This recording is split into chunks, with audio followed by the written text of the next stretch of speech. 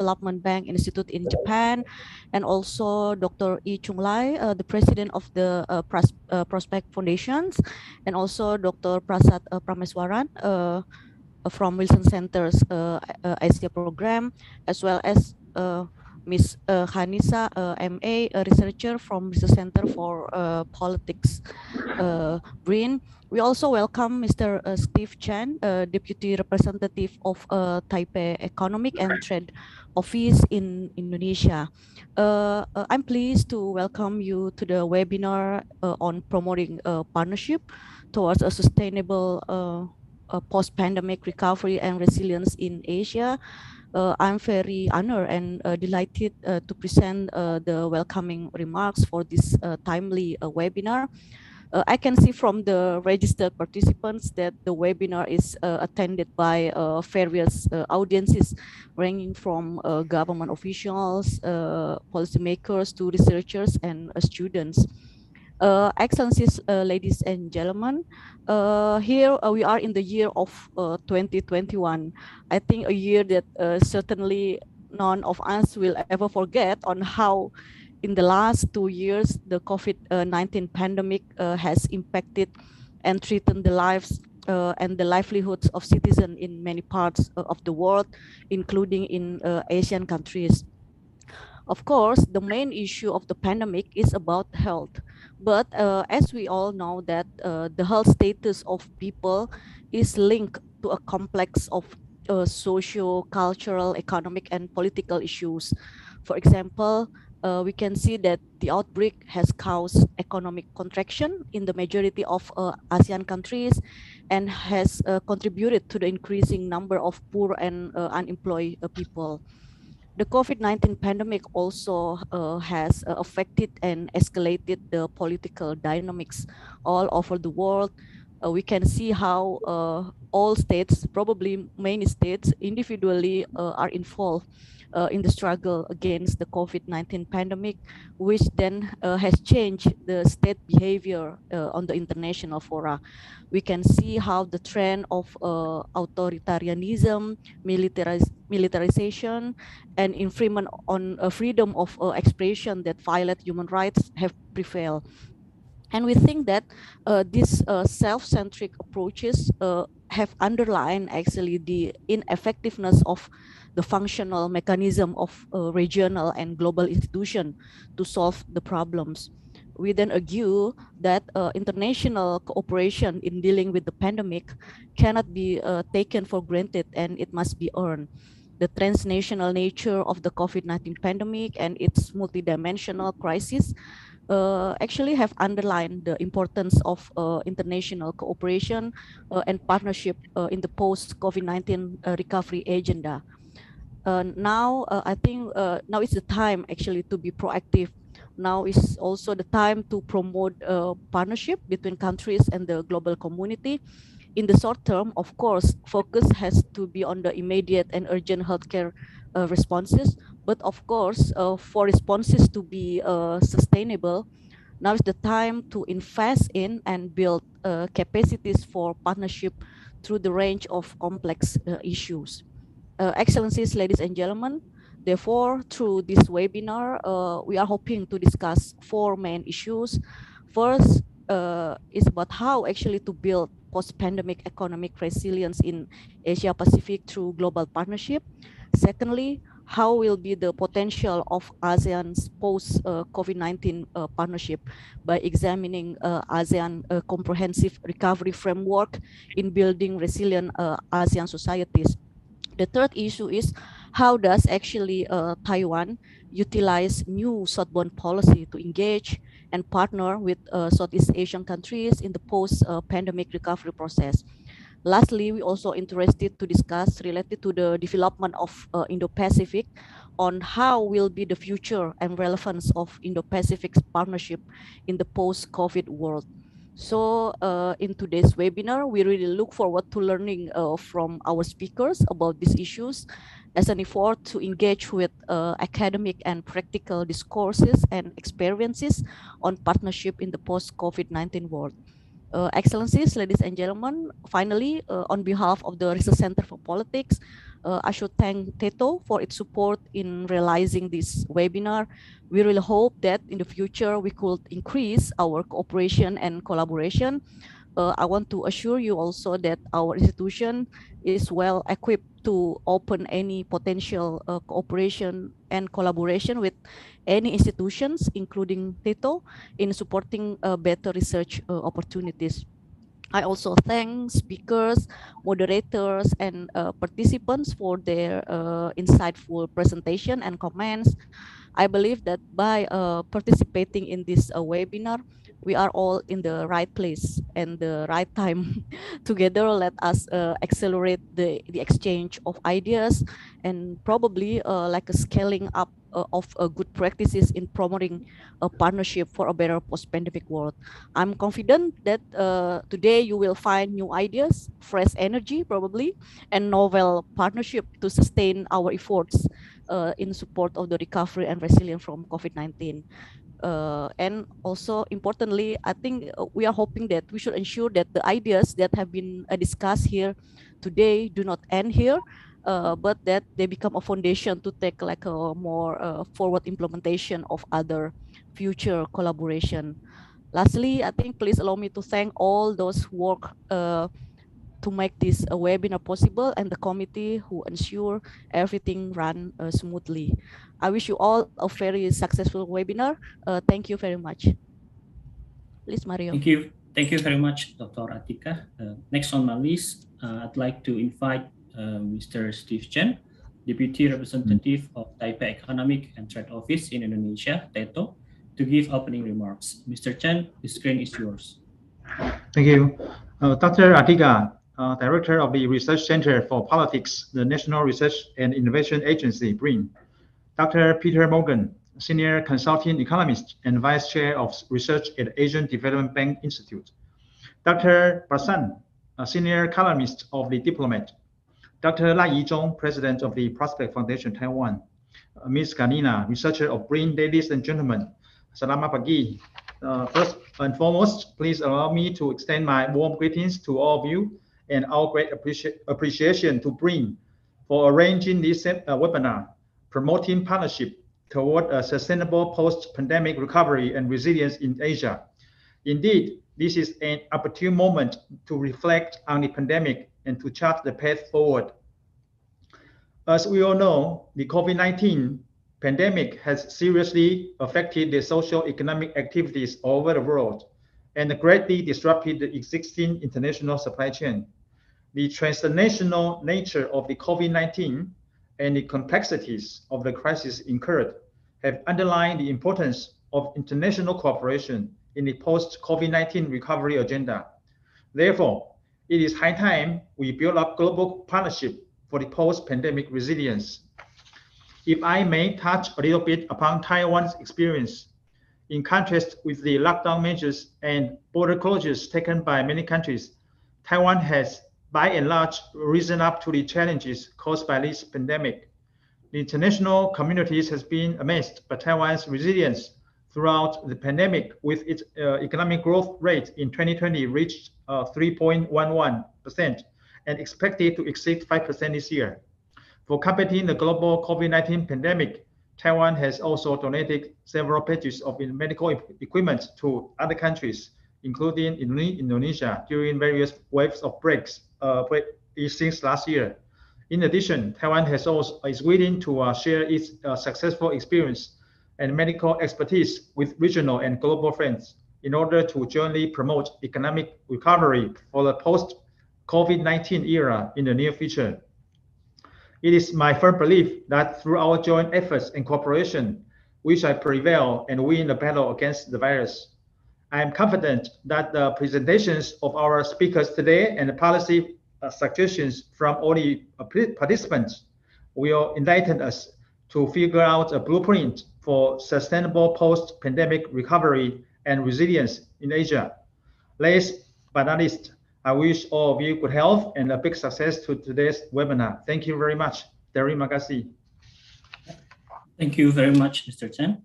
Before I hand the forum over to our moderator, I'd like to invite our panelists to take a group photo. I will count to 3. 1, 2, 3.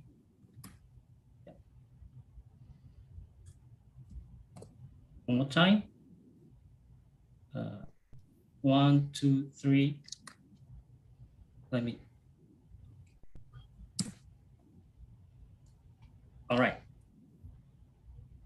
Thank you. Now I will introduce our moderator for today's webinar, Dr. Emilia Justiningrum. She is a researcher at the Research Center for Politics. Dr. Emilia, the screen is yours.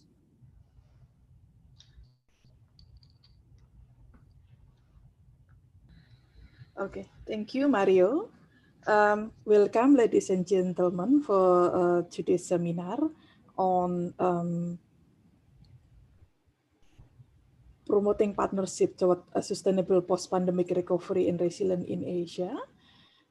Today, we have 4 presenters, which are Dr. Peter Morgan, Ms. Kanisa, Dr. Chung Lai, and Dr. Prasan Paranameswaran. But before I give the screen to the presenter, I would like to introduce them one by one. For the first presenter will be Dr. Peter J. Morgan. Here I would like to share the curriculum vitae of Dr. Peter J. Morgan. Dr. Peter J. Morgan is a senior consultant economist and vice chair of research at the Asian Development Bank Institute and has been with ADBI since 2008. And he has 23 years experience in financial sector in Asia, most recently serving in Hong Kong as Chief Asia Economic for HSBC and responsible for macroeconomic and forecasting for Asia. Dr. Peter Morgan has PhD degree in economics from Yale University, United States of America. His research interests mostly on macroeconomic policy, financial sector regulation, reform, financial development, financial inclusion, financial literacy, and financial education. We have 15 minutes to presentation, and now I would like to invite Dr. Morgan for presentation. Dr. Morgan, the screen is yours, please. Thanks very much, Amelia. I'm delighted to be able to participate in this webinar. Could you share my presentation?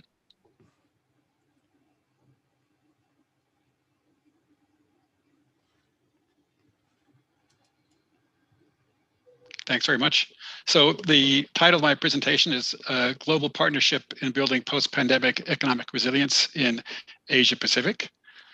Next slide.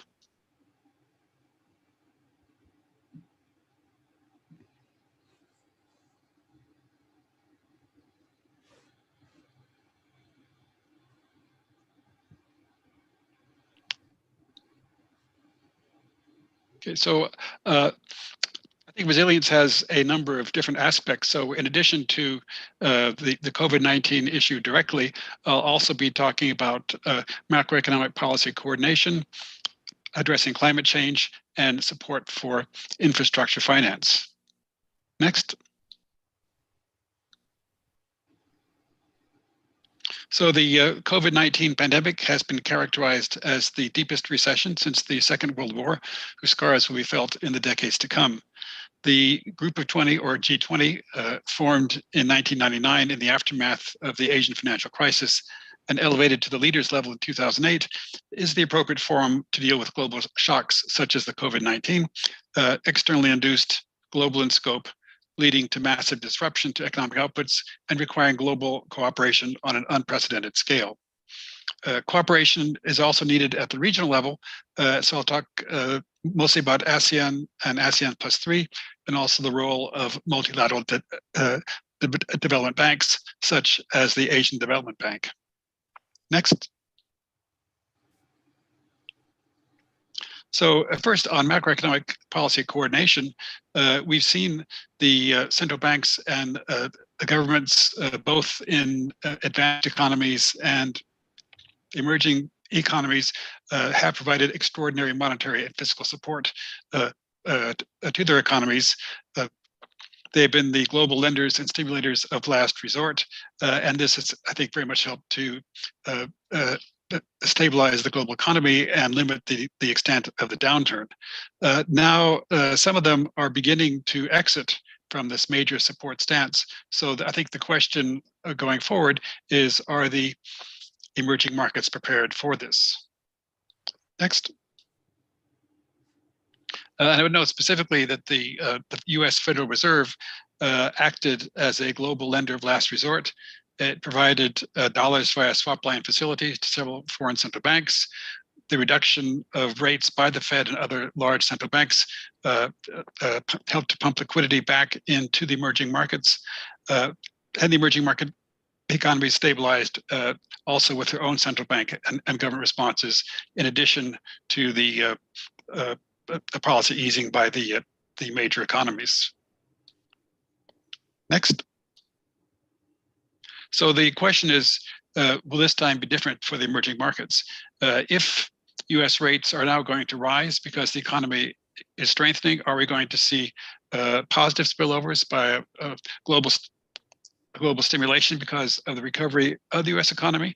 Or will the global financial cycle turn sour for the emerging market economies, causing dollar liquidity to flow back to the US shores, causing a hard landing? And so the question is there going to be a replay of the temper tantrum that we saw a few years ago when the Fed first indicated at that point that it was going to start tightening policy?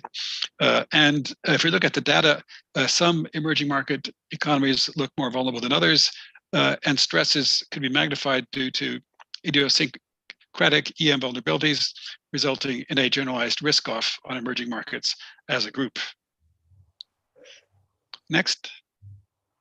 So here are a couple of charts which shows that some indicators are actually better than they were at the time of the global financial crisis. So that, for example, the figure on the left-hand side shows current account balances as percent of GDP.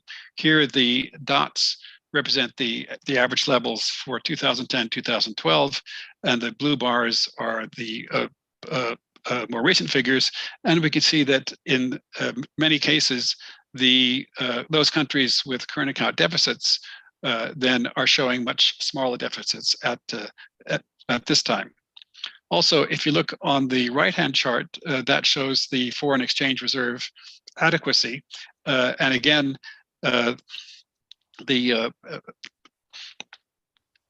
generally the blue bars are higher than the black dots, which indicates that there is a greater foreign exchange reserve cushion currently in many developing countries than we saw previously. Next slide. However, debt is a major worry. Debts in many countries rose rapidly, both because of government fiscal stimulus policies and also increased borrowing in the private sector to cover revenue shortfalls. So here, if we look at on the left-hand side, total debt as percent of GDP, in this case, the blue bars are higher than the black dots, which suggests that or shows that debt is generally higher as percent of GDP. And in particular, if you look on the right-hand side, that shows the external debt stocks as percent of gross national income. And again, in most cases, the blue bars are higher than they were at the time of the global financial crisis. So debt is certainly a concern, and probably foreign currency debt is the biggest area of concern. Next slide.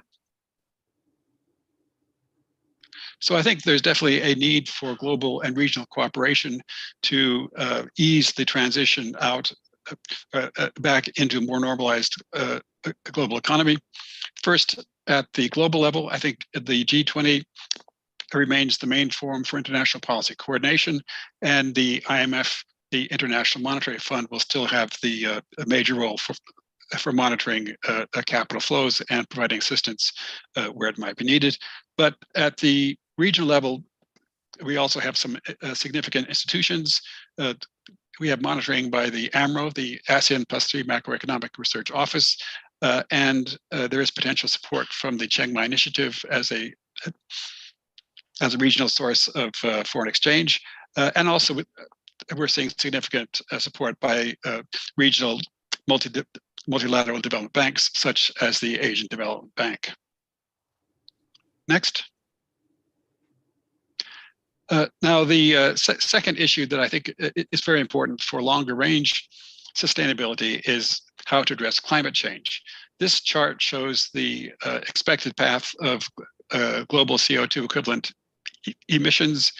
So the red line is the pre-Paris Accord baseline. Then the blue area shows the commitments since the Paris Accord. So at least there's a broad stabilization of the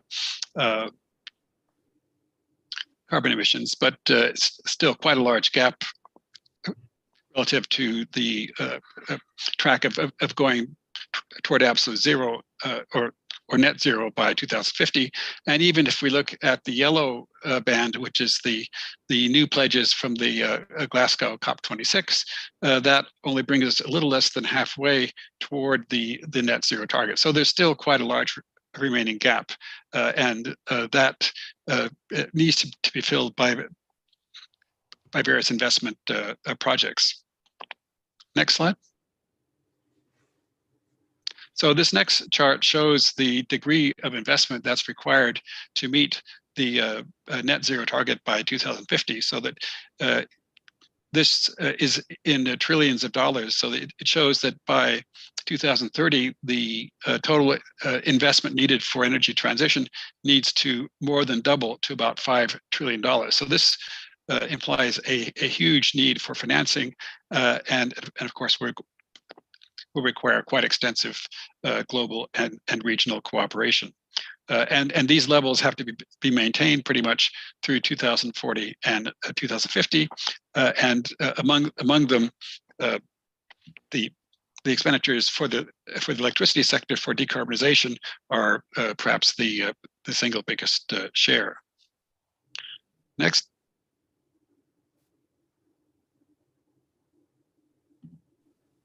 So also there's a need for a carbon pricing system. Carbon pricing, either via the emissions trading scheme or a carbon tax, has been considered the first best policy worldwide. The first aim is to encourage institutions to reduce greenhouse gases through a market-based mechanism to optimize resource allocation and achieve maximum ecological and economic benefits at the lowest possible social cost. Already there are 67 carbon pricing initiatives or are on schedule for implementation by the end of this year. In China, for example, the national ETS was launched in February of this year, and it's becoming the world's largest carbon market. So far, as of this year, about 21% of global GHG emissions are covered by carbon pricing instruments, and 7.4%, or about a third of that, is being contributed by China's national ETS. Next.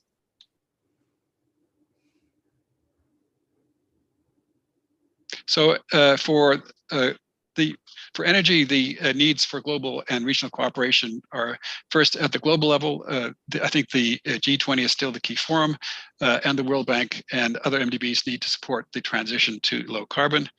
At the regional level, Asean needs to provide support for carbon pricing and energy system integration. And the Asian Development Bank recently, just last month, announced its new energy policy.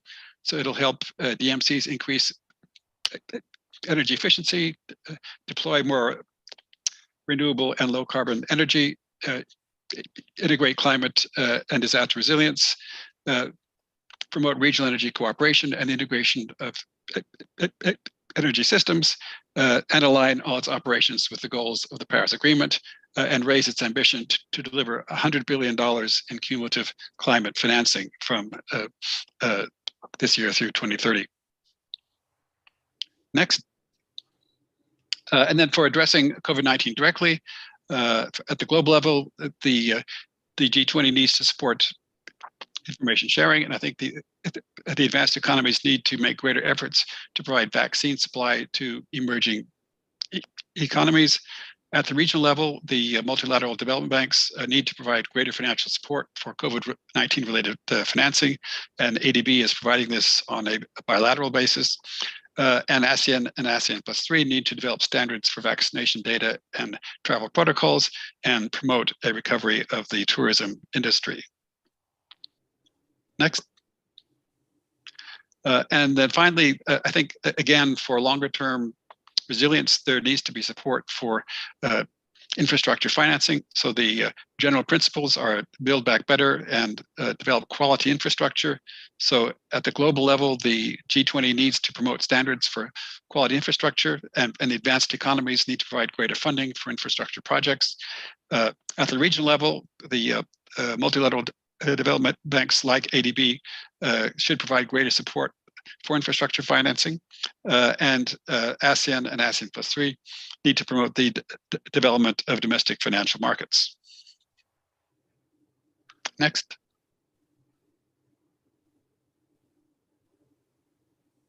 So in conclusion, at the global level, I think G20 is still the key forum for providing support and guidance for macroeconomic policy coordination, energy transition, COVID-19 policies, and quality infrastructure investment. At the regional level, ASEAN and ASEAN +3 need to provide policy coordination and support financial development, and the multilateral development banks like ADB need to support energy transition, support for COVID-19 policies, and support for infrastructure investment. So let me stop there. Thanks very much.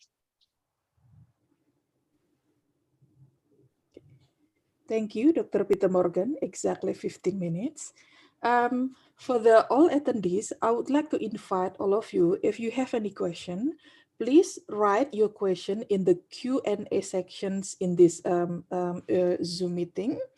Please provide your name, your institution, and the brief question, and to whom the question is directed to. Next, I would like to invite the next presenter, which is Miss Kanisa. She's the researcher at the Research Center for Politics and the National Research and Innovation Agency, PRIN, Jakarta, Indonesia. Her presentation has a title on ASEAN Comprehensive Recovery Framework, a partnership in building resilient ASEAN societies. But before I give the screen to Ms. Kanisa, I would like to read her curriculum vitae. Ms. Kanisa, she's a researcher at the Center for Political Studies at the National Research and Innovation Agency, PRIN, Jakarta, Indonesia. She has a bachelor degree on international relations from Gajah Mada University and master degree on international relations from Australian National University, Australia.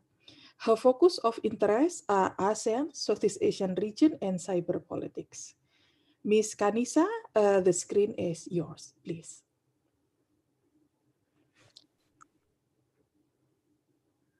Okay. Thank you.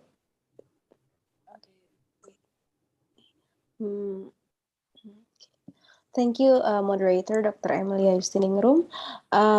First of all, I would like to thank the committee of this webinar, also as well as TETO, for trusting me to deliver my presentation in this event. I also would like to express my gratitude that in this webinar I'm able to share my presentation along with very prominent names such as Dr. Morgan, Dr. Ichung Lai, and also Dr. Parameswaran. If I may have my presentation shared, please. Okay.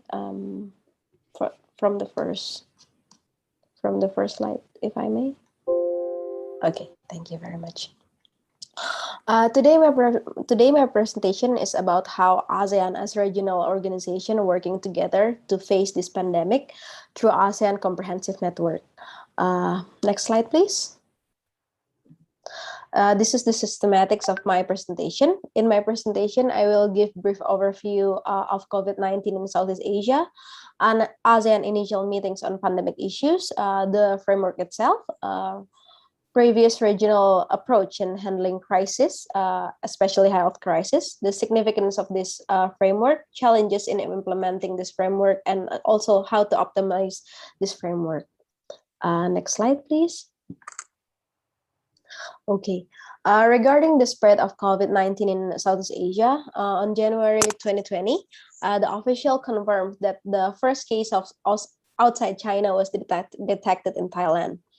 Although this is unfortunate, but the spread of the virus into Southeast Asia is not something unexpected due to the close geographical proximities to China.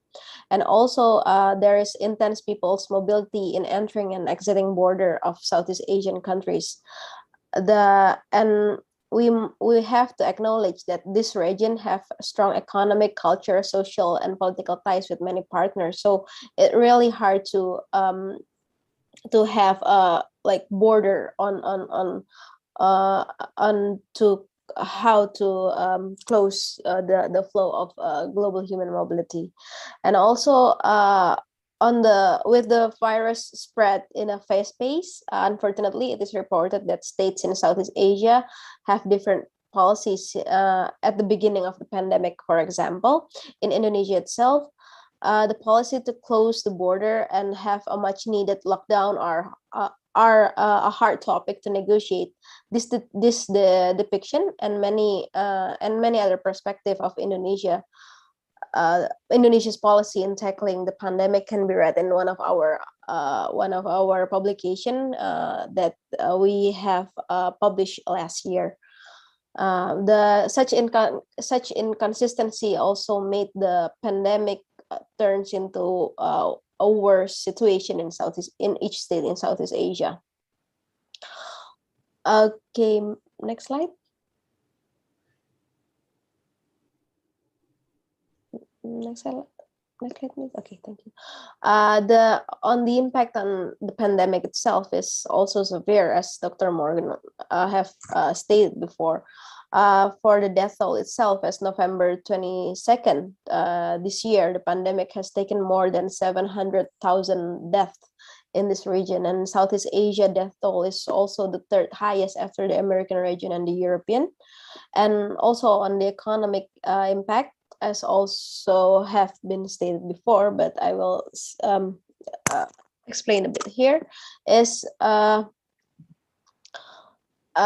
this pandemic will surely leave effect the region with a longer period of effect, with the declining trends of the GDP growth. Also, there is a rising number, and unemployment is also worrying, with the business going slow as the lockdown or social restriction taking place. New graduates from the universities or colleges are also find it hard to enter the workforce with this condition. Also, we have seen that the tourism and all sectors related to it is also struggling to maintain their existence. Next slide. Okay. Responding to the pandemic itself, we can see here that ASEAN member states have frequently discussed the pandemic since the beginning of 2020. A multi-sectoral approach has been taken in realization that this pandemic will need many perspectives to be solved. And then one of the highest ranked event is the special summit, which happened in April 14, 2020. The summit discussed the much needed cooperation, coordination, and assistance that needed so the region can recover for the situation. Also, the summit paved way to establishment of ASEAN comprehensive recovery framework that we will discuss further. Next slide, please. The ACRF establishment was mandated at the 36th ASEAN Summit in June 2020. As can be seen, it addressed three phases, that is reopening, recovery, and resilience. ASEAN is acknowledging that it at some point that the region have to be reopened and have to struggle to recover the from this pandemic, and it have to make sure that the ASEAN community can have a stronger stance on to face the future condition and to build resilience that needed on facing the probably next challenges. So it also address the very wide sectors, that is health system, human security, market economic integration, digital transformation, as well as sustainability and resilience. It accompanied by a framework of an implementation framework that ensure this framework will run well.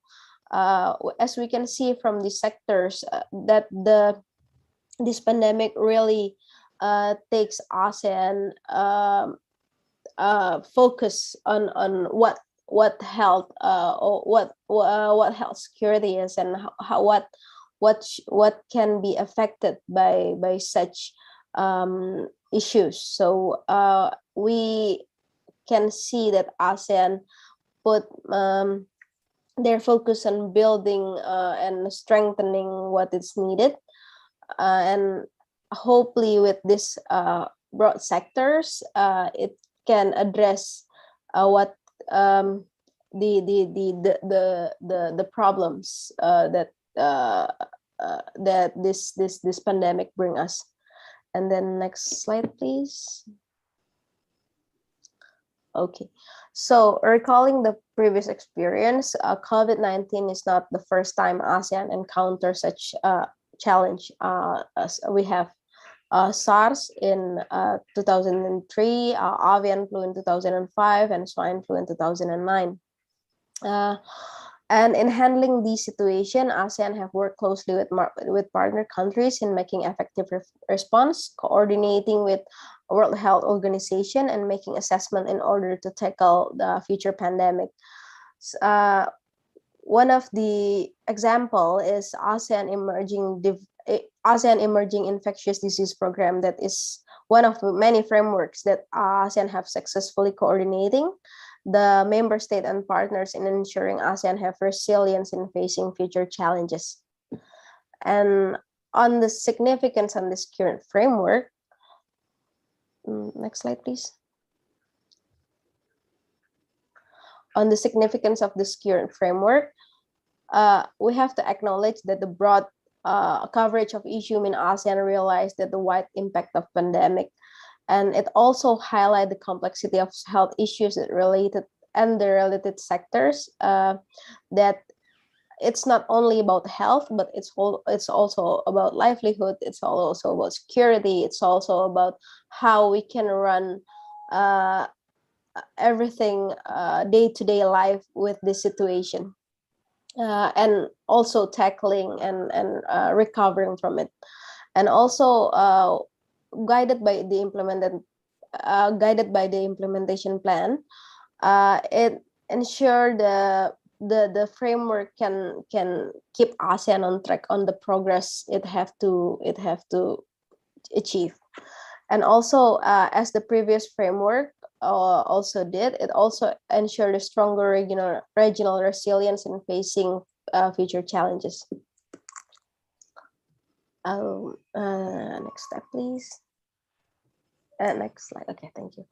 And on the challenges in implementing the framework, or ACRF, is first of all, we know that the pandemic is still going on. Changes is something ASEAN have to anticipate with this pandemic. With this ongoing pandemic, of course, ASEAN must to be flexible and must to act fast on those changes, and cooperation and coordination and information sharing is one of the key elements that needed to maintain. And also the global dynamic is also still ongoing. Many issues such as complex relations of major powers, migrant crisis, and other conflict are still happening, which make effort for global cooperation in handling this issue is very hard to fully optimize. Also, there's another challenge in intra-political situation in ASEAN itself. Governmental change, inconsistencies in policies is are one of many that still need to be addressed, and ASEAN must make sure that the 10 member states at least is on the same page to endorse this framework. And also there are other occurrence disasters in ASEAN member state. As Dr. Morgan said, climate change is something that still needed to be addressed, and it's a very important issue. And changes in environmental situation might make this pandemic even longer. So ASEAN member state must not lose its focus on keeping how other environmental change that can affect this pandemic, that can also make it worse. And also, lastly, the broad coverage of issues, although it is an important thing, it is one of the significance of this framework. The broad coverage means that ASEAN will have probably difficulties in maintaining its focus on which issues that should be addressed first, as maybe with such broad of issues, ASEAN must realize the diversity of situation in the member states, and maybe not all member states have to have one formula to address this issue. So this framework really needs to be flexible and really need to adaptive. So I guess the broad coverage of issues can also be challenged in implementing this framework itself. And on the last page of this presentation is, next slide, please. Okay, on the optimizing the framework, as I mentioned before, the pandemic is still going, so ASEAN needs to exercise a fast response mechanism. It's really needs to maintain its focus on what's going on. ASEAN cooperation in making and compiling data from ASEAN member state is an important step. So so ASEAN can know the news updates on this pandemic and how to act and who to act. And also the problem is all the problem we have in this tackling this pandemic is which one to choose, lives or livelihood. There's a typo there, I'm sorry, because it's like choosing health over the development. Of course, we cannot really choose one of them, but I think it's very important that ASEAN member state realize how human lives is matter, and then how actually the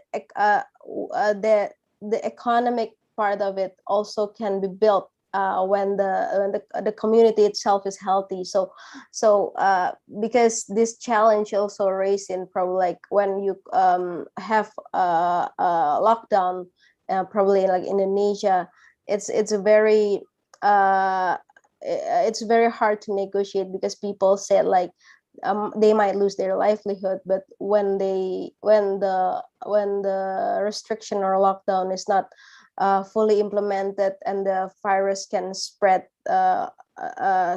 more, and I guess putting people's lives before economic development is one of thing that might have to be considered. And also ASEAN have to really see the existing mechanism and use it effective and efficiently, as building ASEAN new mechanism for this might take longer time. So ASEAN must use what ASEAN have in hand. In this case, the many frameworks, and also the current framework that already established. And also ASEAN must ensure the involvement of civil societies, as this pandemic actually really affect not all the groups in many countries, all the people. So I think the civil societies must be involved in making what is need to be done, and making policies regarding to this pandemic. And also lastly is, of course, establishing cooperation with partners. This is very important to ensuring that ASEAN member states make better cooperation with partners for not only recovering but also make ensuring the resilience, the future resilience of this region, as well as the global the global environment. That's all for me. I think that's all for me for the presentation. I'm sorry for the lack of probably the presentation. Thank you very much. Thank you, Ms. Kanisa. For the attendee, all of you, either in Zoom meeting or YouTube, if you have any question, please write in the Q&A section, and then write your name, your institution, and please write your brief question and to whom the question is directed to. Next, I would like to invite Dr. Chung Lai to give presentation. Dr. Chung Lai is the president of the Prospect Foundation, and today he will deliver a presentation with the topic, Taiwan's New Southbound Policy, a Partnership with Post-Pandemic Southeast Asia. But before I give the screen to Dr. Chung Lai, I would like to read his curriculum vitae.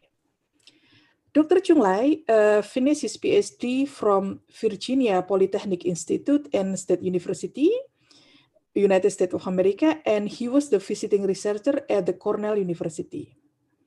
Dr. Chung Lai served as Director General for Department of International Affairs in 2007 and 2008, and Director General for Department of Chinese Affairs in 2006 to 2008 in the Democratic Progressive Party.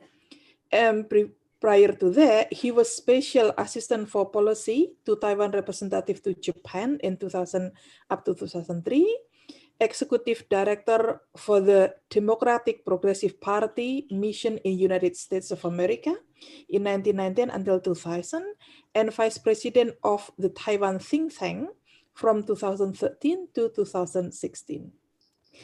Dr. Chung Lai, the screen is yours, please. Yeah, thank you, Chair, for introducing me and having me in this important forum. And also thanks for reading out my curriculum, which many of the items to me sort of like the past histories, but it was good to be read by someone else. Today, the topic for me I'd like to present is about the Taiwan's New Southbound policy, especially about how they have been affected by the pandemic, COVID-19, and the new initiative associated with the development of the COVID-19.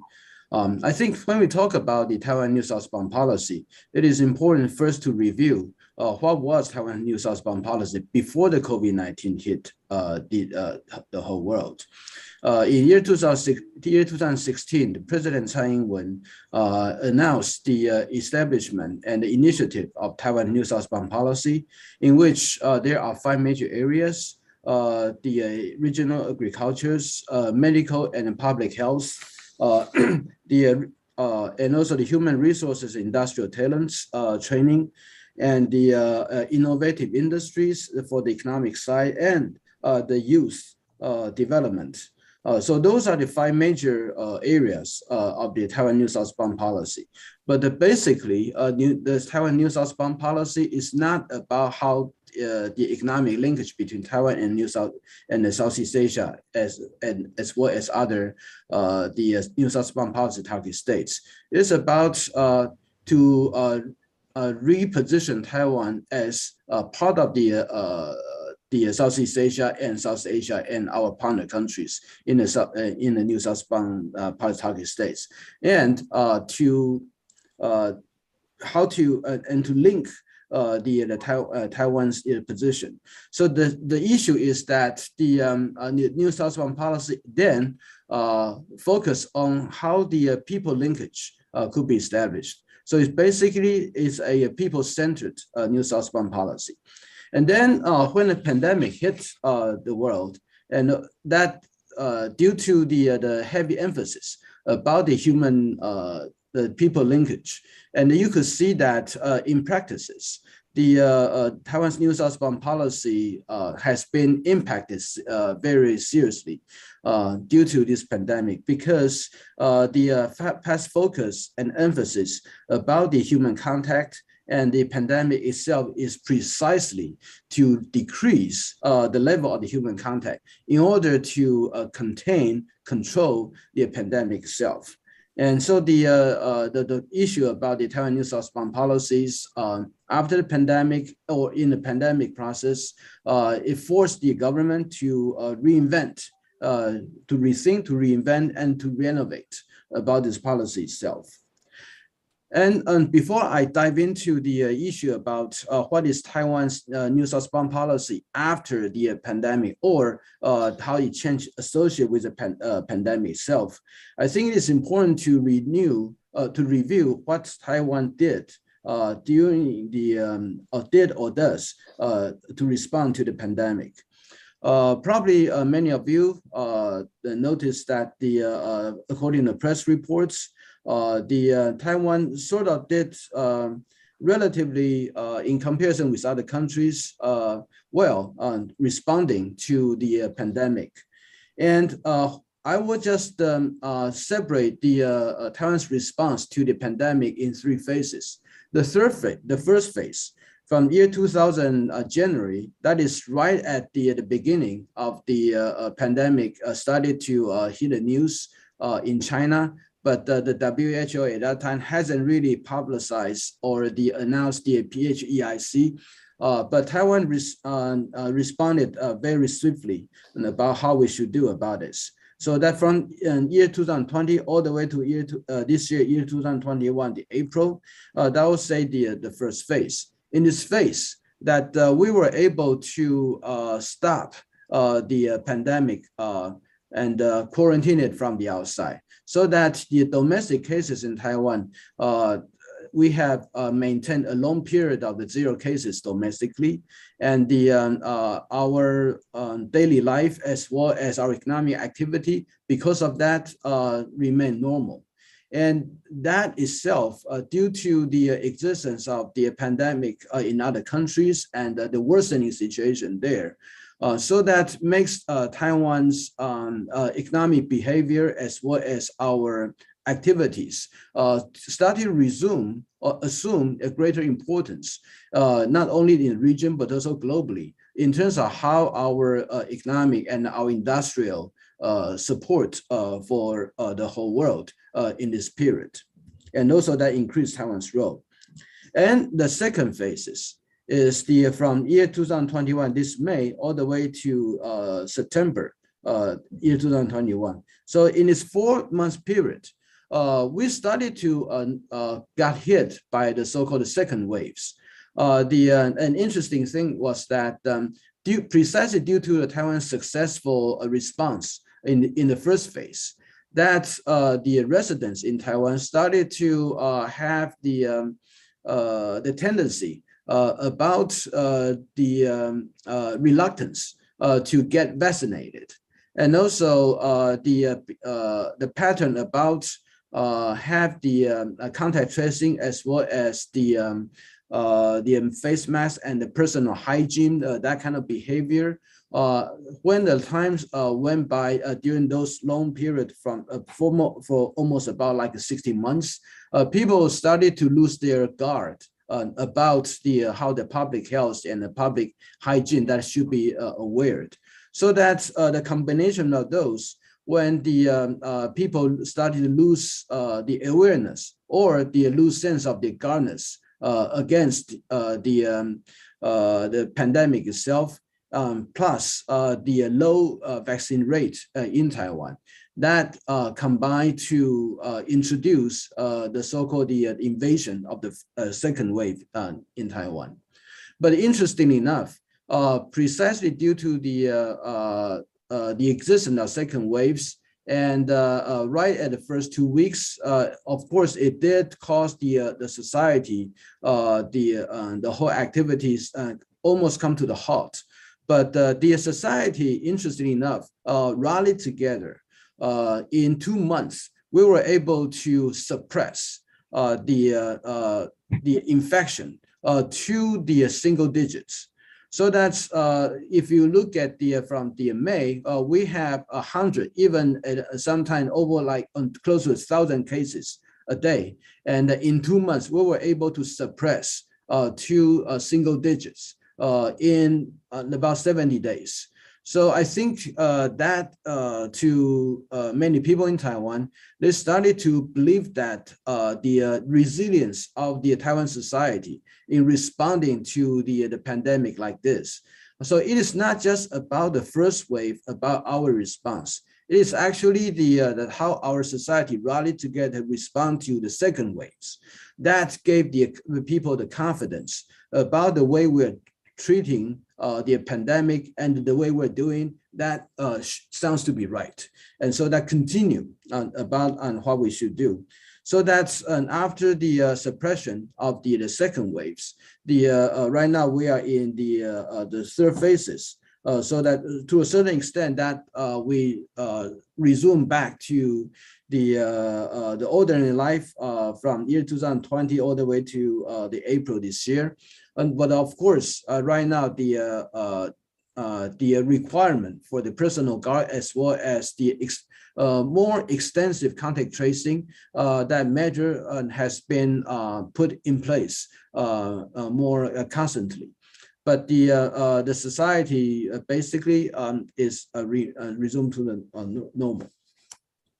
And associated with these experiences, what Taiwan, at least in my view, what we found out is that, first of all, for the country, the pandemic actually separates the country, especially the better performing, better responding country to the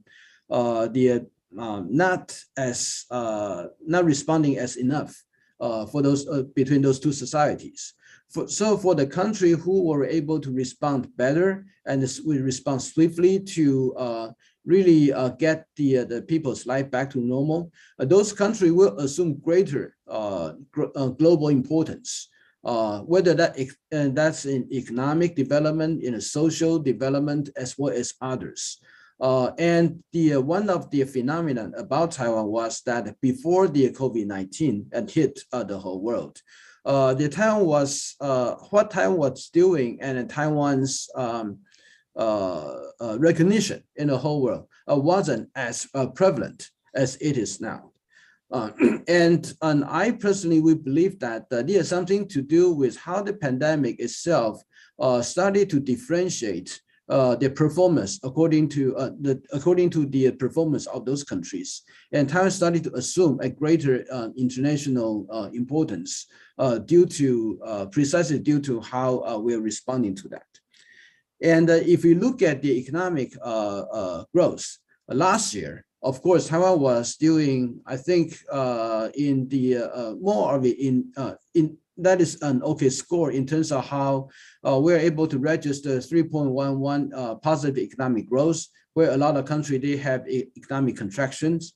But this year, we were about to double that economic growth. So, and I think the pandemic itself really accelerate that kind of differentiation. And for countries who are doing better, they will be rewarded better. For countries who weren't able to respond that quickly and have a positive development afterwards, those countries will face a more difficult situation.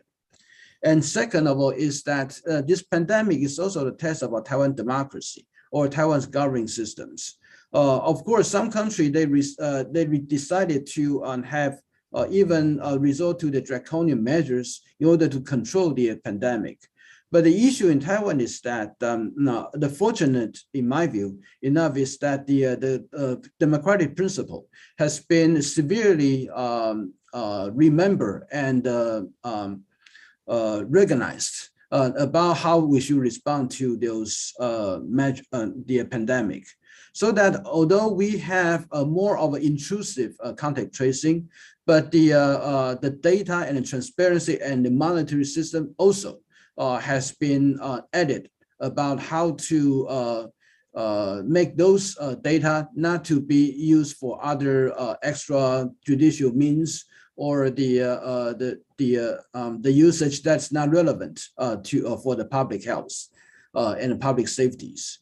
And there are also measures to introducing to ensure that the data itself will only for the public safeties, and it will disappear itself within a certain period of time to ensure that the personal privacy will be observed, and also precisely due to those measure and also the government observing those practices, that the trust from the people to the government increases.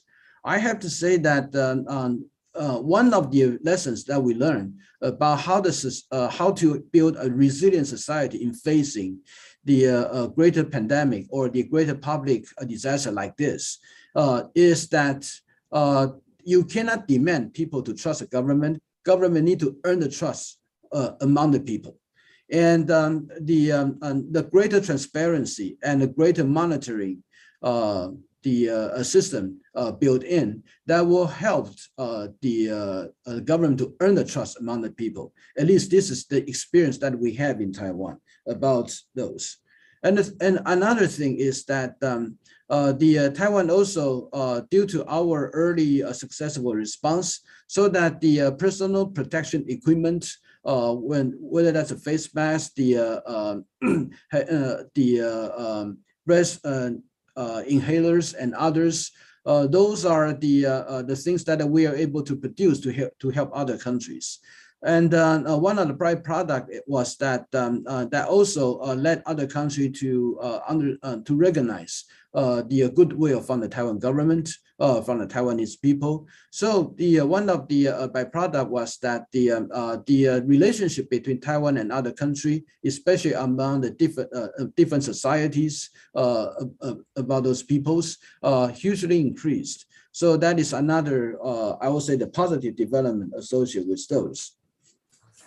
So but when we talk about the Taiwan's important role, or the increase of the Taiwan's important role, and the economic development associated with the development of the COVID-19, we should also remember that this issue also happened in a context or in the development of the U.S.-China increased competitions. And the increasing the U.S.-China competitions started to put a very heavy emphasis about the building up the trusted supply chain for the industrial development, and especially in the due to the accelerating of the development of 5G, so that chip productions, whether that is the trusted chips, or just for the necessity of for the equipment within the 5Gs, the chip making becomes another very important area that a lot of countries are focusing on. And it just happened that Taiwan, before the COVID-19, was already a very important player in the global chip productions. So that also highlighted the kind of the Taiwan's role in the global economic as well as other in the digital enabling social practices areas. And also that increased and gave Taiwan other opportunity for our global engagement. And I think that lessons, whether because we're still in the U.S.-China competition, and the requirement or the emphasis about those issues will continue. so that the issue about how the trusted supply chain, I believe that is sometime that will become the fixtures when we talk about the Taiwan's new southbound policy with Southeast Asia, with another South Asian states as well as Australia and New Zealand, and how the associated with those the digital governance because of this. So that's so let me just directly dive into the what is going to be the new about the Taiwan's new southbound policy associated with the pandemic. The first thing is that although in the past our new southbound policy already has the public health and the medical cooperations, but I think the pandemic itself introduced the higher priorities for cooperation and project in these areas. And we already have several hospital-based cooperations with countries in Philippines, Vietnam, Indonesia, Thailand, Myanmar, and India. Those hospitals, the big hospital in Taiwan, become one of the cooperation base. And I will say that those importance and the items from those hospital-based cooperation will improve and enhanced and also expanded it.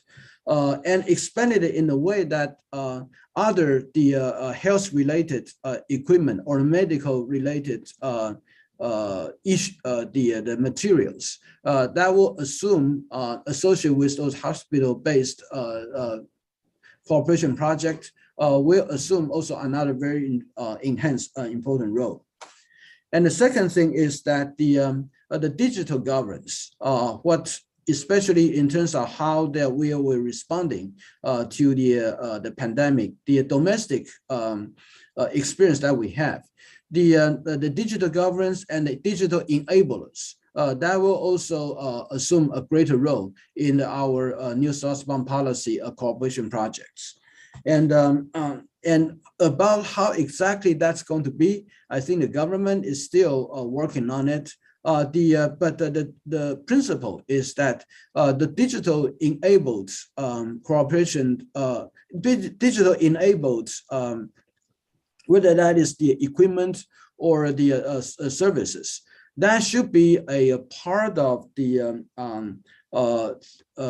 initiative to for the betterment of the society resilience, so that for the measures that can improve the resilience about the society, whether that's local or the central or even in certain areas, and the Taiwan's new southbound policy project will look into how exactly those projects could facilitate Taiwan's cooperation and with our target states, and to improve through the principle of the improving the resilience and how to introduce the other enabled opportunities for people-to-people societal cooperation as well as economic cooperations.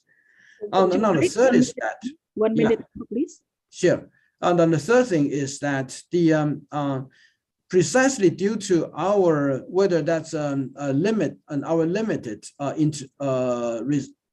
cooperation with, well, our limited exposure to the WHO, and so basically many of times measure we did it by ourselves, and so that in our new southbound policies, some of the measures we are doing more in terms of the bilaterally, and of course we are also looking at the regional cooperation, but bilateral probably will take the first priorities.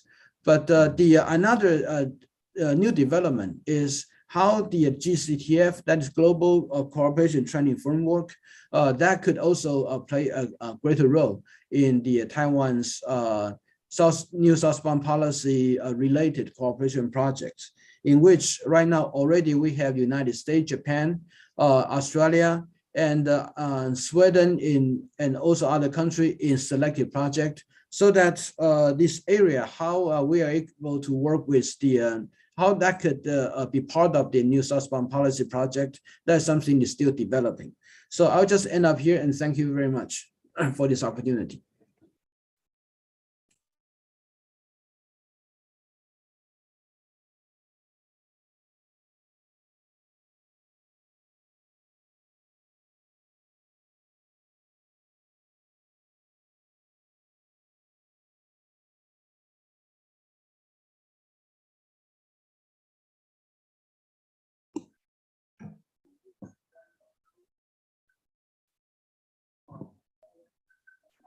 Mario?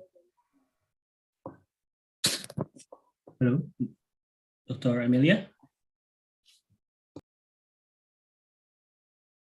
Oh, I think she has problem with the connection.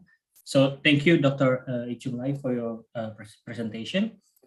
Now, I would like to invite Dr. Prasant Parameswaran. He is a fellow at the Wilson Center's Asia program and senior columnist at the Diplomat. Dr. Parameswaran, the screen is yours.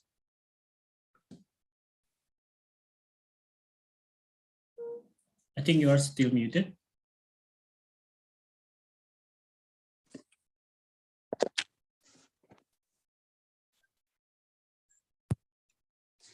Can you guys hear me now?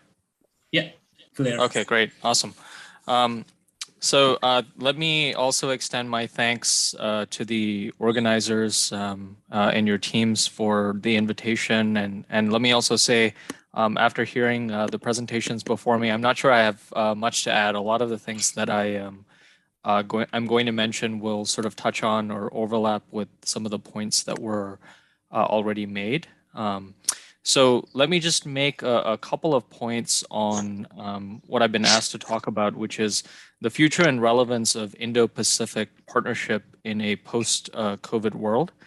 And I would just say out front that in the current context, we have a little bit more clarity than we did in the initial stages of the pandemic, but there's still a lot of uncertainty. I think on the clarity aspect, it's very clear that as we've already heard in the presentations before, some of the domestic, regional, and global challenges have been reinforced in ASEAN and Southeast Asia, and also in the Indo-Pacific, whether it's populism and some of the trends with respect to an inward-looking focus by some of the Southeast Asian countries, understandably from the perspective of the pandemic, but also some of the other issues with respect to inequality, internal conflict, terrorism, insurgencies. But also there has been a selective focus by some governments and regimes to make the connection to, or rather sort of problematize the connection between domestic politics and foreign policy as they're dealing with climate change, globalization, and so on and so forth. So it is clear that some of those challenges have been reinforced. But on the other hand, it is also the case that uncertainties do remain. We're talking about a path to post-pandemic recovery. We've just seen the resurgence of a new variant. And we seem to be going on sort of these cycles where countries are asking themselves, to what extent are they dealing with an endemic? How do they plan for things like not only their actual budgets, but defense budgets, long-term prioritization of platforms, military hardware, and the like? Even the notion of partnership, I think we're in a very interesting phase where on the one hand, we are talking about countries not wanting to choose sides. Several Southeast Asian countries in particular have been talking about that in the context of US-China rivalry. But on the other hand, the reality is that each country is being, sort of in a position to have to make smaller choices on things like 5G, on things like supply chains, where they're getting their vaccines from, that whether these countries like it or not, they may find themselves eventually sleepwalking into choices that they have to make, whether it's the United States, China, Japan, Australia, in a much more sort of multipolar environment. And I think that's an interesting trend. But on the other hand, we are seeing the emergence of new mechanisms that make it, I think, a little bit more challenging to talk about a framework as being ASEAN-centric or US-centric in the US Allied Partnership Network. So some of the newer mechanisms like AUKUS, for example, the reinvigoration of the Quad, which is, to my mind at least, a very different manifestation from the first iteration of the Quad. It's evolving in a direction that is very tangible and is addressing a lot of the needs that are focused on the region in terms of vaccine distribution, critical and emerging technologies, climate.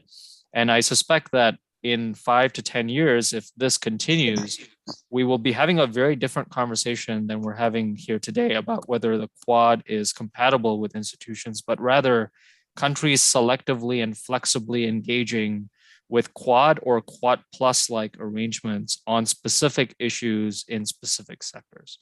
So it's a very uncertain landscape in that regard. But I do think we can say a little bit about what partnership can mean and what it can offer for Southeast Asia and the broader Indo-Pacific region. And I would say there's three baskets, and I'll just sort of set out those three baskets and then go into a little bit of them. One is narrowing the gaps between domestic and foreign policy. Two is recalibrating priorities for programmatic cooperation. And three is reinforcing the foundations to deal with regional and global challenges. Now, on the first one, which is narrowing gaps between domestic and foreign policy, as I mentioned earlier, there is a lot of uncertainty about the notion of what the Indo-Pacific still is. And I think we do need to be candid about that. So the 2021 IC survey that I know a lot of us are familiar with already, there was a slight improvement in terms of how people interpreted what the Indo-Pacific was. Last year, 54% were not clear about what the Indo-Pacific was. This year, that figure dropped to 11%. But 20% still believe that the Indo-Pacific is being used as a tool to shape geopolitics rather than a regional ordering concept. And 17% said it should not be used to be containing another country, in spite of the fact that a lot of the countries that are purporting to promote the Indo-Pacific, Japan, the United States, Australia, have specifically said that this is something that stands for something and is not directed against China or any other country. And 40% of those surveyed ASEAN elites believe that ASEAN should have its own vision of the Indo-Pacific that is separate from what other countries are promoting. So that just bears noting. But the gaps between domestic and foreign policy are really more of a structural problem. The late former ASEAN Secretary General and former Thai Foreign Minister Surin Pitsuwan identified this challenge as being the fact that while ASEAN and Southeast Asia in the initial stages, there was a link between domestic and foreign policy when there were sort of towering figures like Suharto, Mahathir, and Lee Kuan Yew, who lasted a long time. In this case, Southeast Asian countries are becoming, relatively speaking, much more contested in terms of their domestic politics. So it would be very difficult to have leaders that are staying for multiple decades to be able to have that sustainable strategic focus on foreign policy. And that's going to create issues. And we've seen that with, in the Philippines, for example, the election of President Rodrigo Duterte, which promoted a lot of anxiety early on. Obviously, his tenure, his first and only 6-year term will be expiring next year. But nonetheless, one of the things that has been sort of reinforced by the pandemic, as well as some of the recent manifestations of Duterte's time in office, is that we've seen countries, all the way from the United States to Israel, to Japan, to Australia, pay a lot more attention of what is happening in the Philippines, and not just what's happening in Manila, but what's happening in the southern part of the Philippines, including in Davao City. Some countries like Japan were doing this already with respect to infrastructure, but I think we're seeing a lot more of that, which to my mind on aggregate is a good thing. We should be asking a much more serious set of questions about what is going on in individual Southeast Asian countries at the local level and how external partners can help contribute to that, because it results in a much more granular conversation about partnership and cooperation. The second thing is recalibration of priorities on programmatic cooperation. Now, I think the reality is that COVID has reinforced the fact that the areas for cooperation that we've had need to be reconfigured and recalibrated to make sure that we're responding to the actual challenges that we are facing.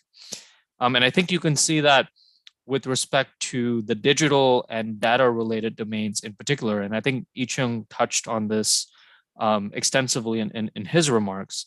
If you look at the ASEAN Outlook on the Indo-Pacific, the initial draft that was sent through and adopted, it dealt mostly with maritime issues and connectivity. And there was a section on sustainable development goals in the UN.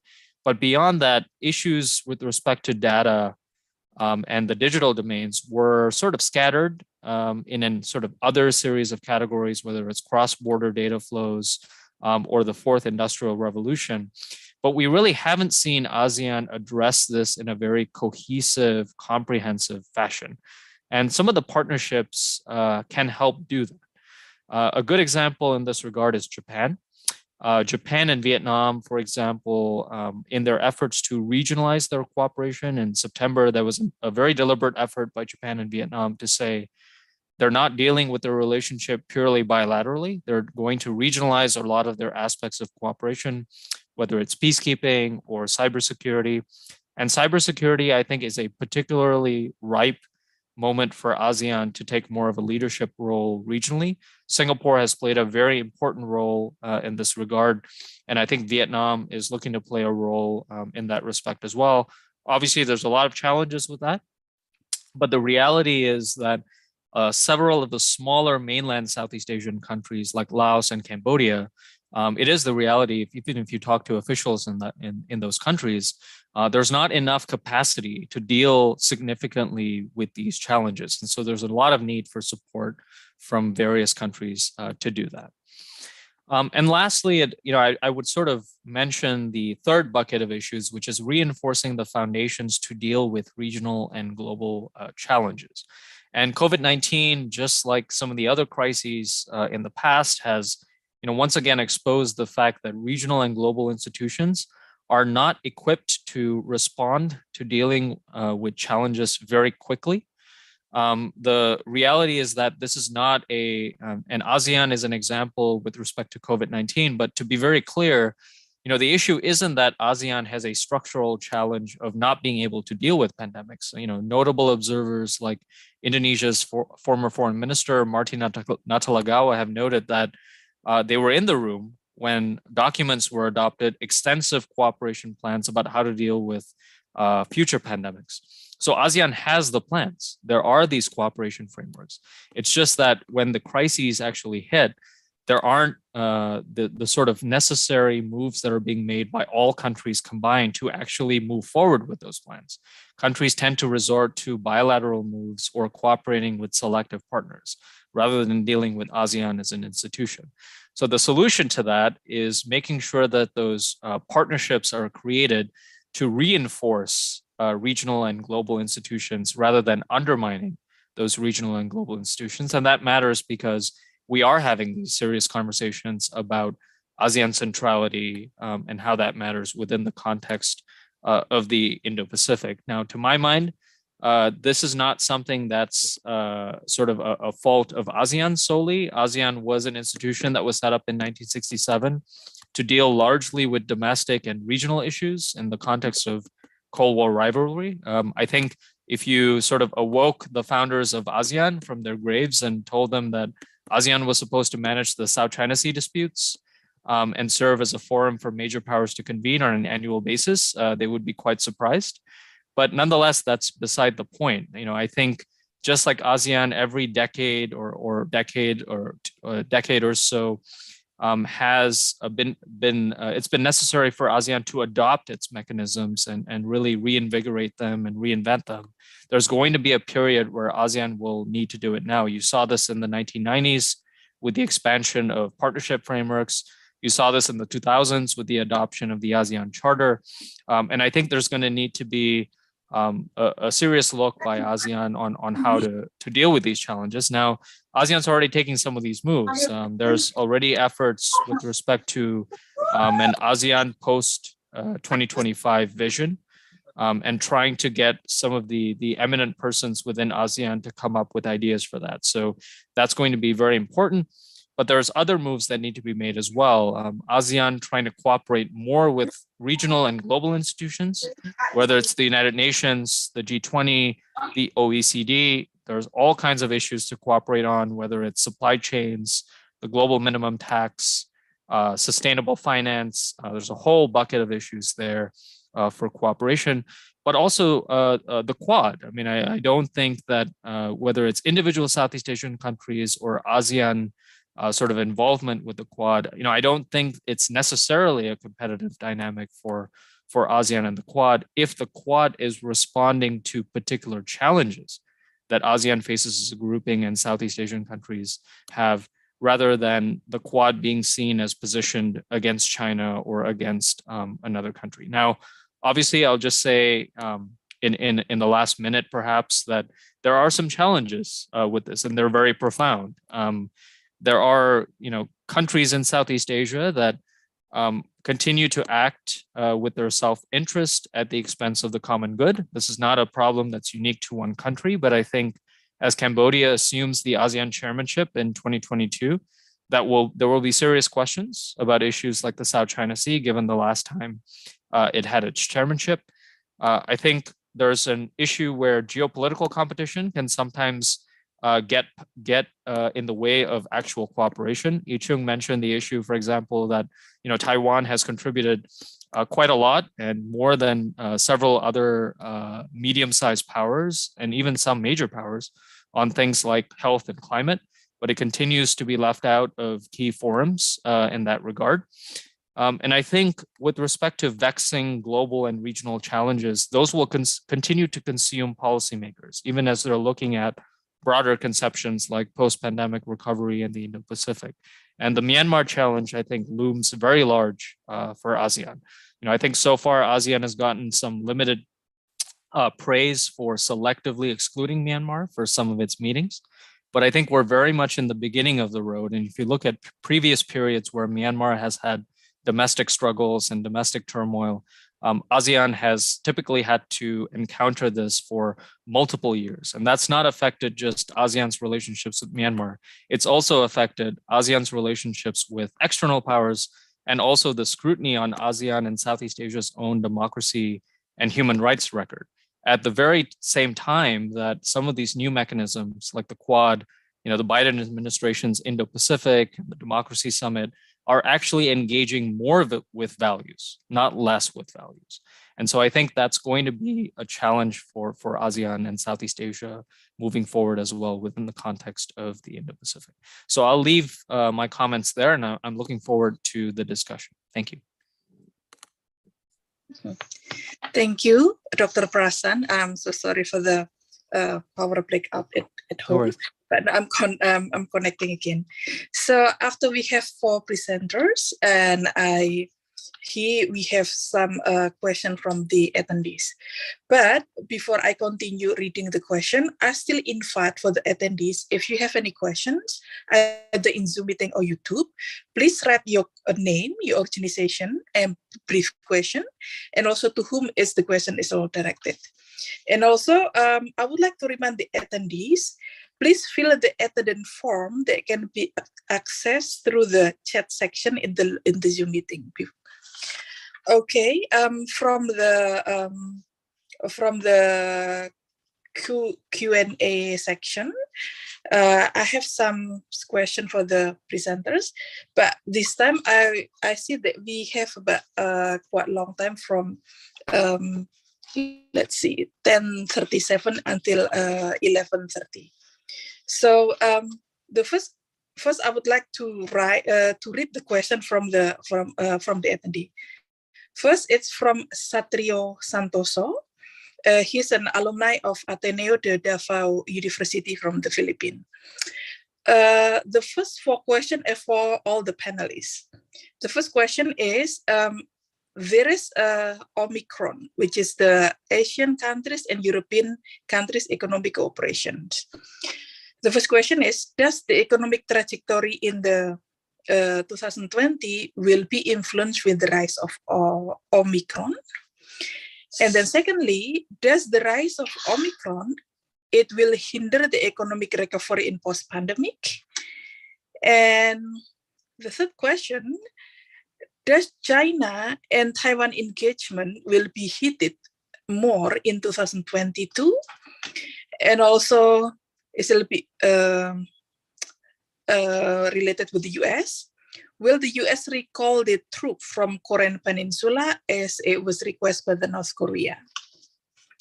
And this question will be directed to Dr. Peter Morgan. And we know that there is a program called Build Back Better World, B3W, as a counter of China's Belt and Road Initiative. The question is, what is the perspective of B3W? Is it a possibility to create peaceful instability with the partner countries by utilizing B3W? And that's how the B3W is different from other economic assistance. And another question, still from Satrio Santoso, is for Dr. Prasan Parameswaran. He asks, how do you see Davao, Philippine, in the next 5 years? As Davao will be the hub of the Philippines instead of Manila or Cebu. And currently, we said has a leading infrastructure partnership with Davao. So I think the first 4 questions was for the 4 panelists, but the last 2, one is from Mr. Peter Morgan and for Mr. Prasan Parameswaran. So I would like to invite the attendees I would like to invite the panelists to answer the question, please.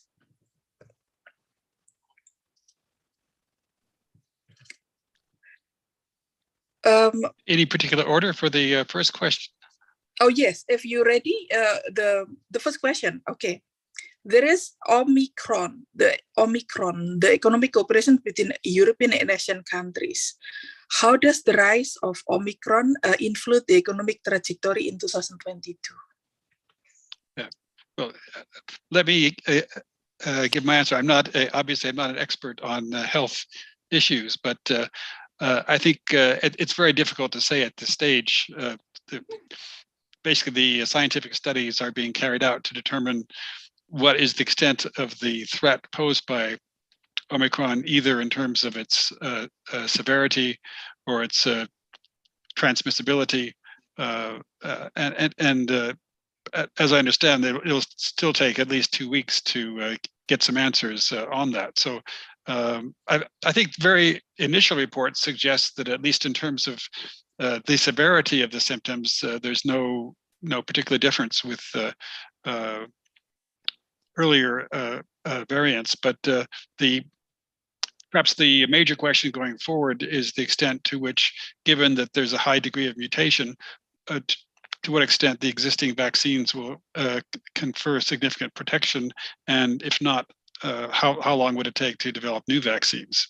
But it's very early days, so I think it's although certainly a risk factor, it's difficult to say anything more concretely than that at this stage. I thank you, Dr. Morgan. I invite another speaker, panelist, to answer the question or give a comment on the Omicron.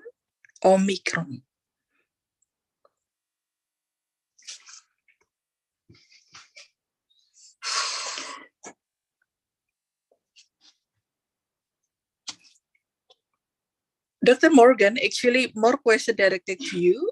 Would you like to give a comment on the Build Back Better World, BW3, as a counterbalance on the Chinese Belt Road Initiative? The question is, what is exactly the program of Build Back Better World? Is it a possibility to develop peaceful and stability cooperation by using this framework? And how does the B3W is different from the economic assistance? I think it's very early days. The program was only announced, I think, in July of this year, and it's clearly aimed at counterbalancing the Chinese Belt and Road Initiative by providing some differences in terms of approach and of course other sources of funding. So I think this has emerged out of the discussion we've had for several years about the importance of so-called quality infrastructure. That there have been concerns. Some of the infrastructure projects earlier, and this includes some of the BRI projects, that perhaps the total costs were not taken into account sufficiently, particularly the maintenance costs and the impact on the environment, the labor standards, that sort of thing. So I think it's an attempt to basically promote higher quality infrastructure and an infrastructure which is more sustainable going forward. As to whether it will contribute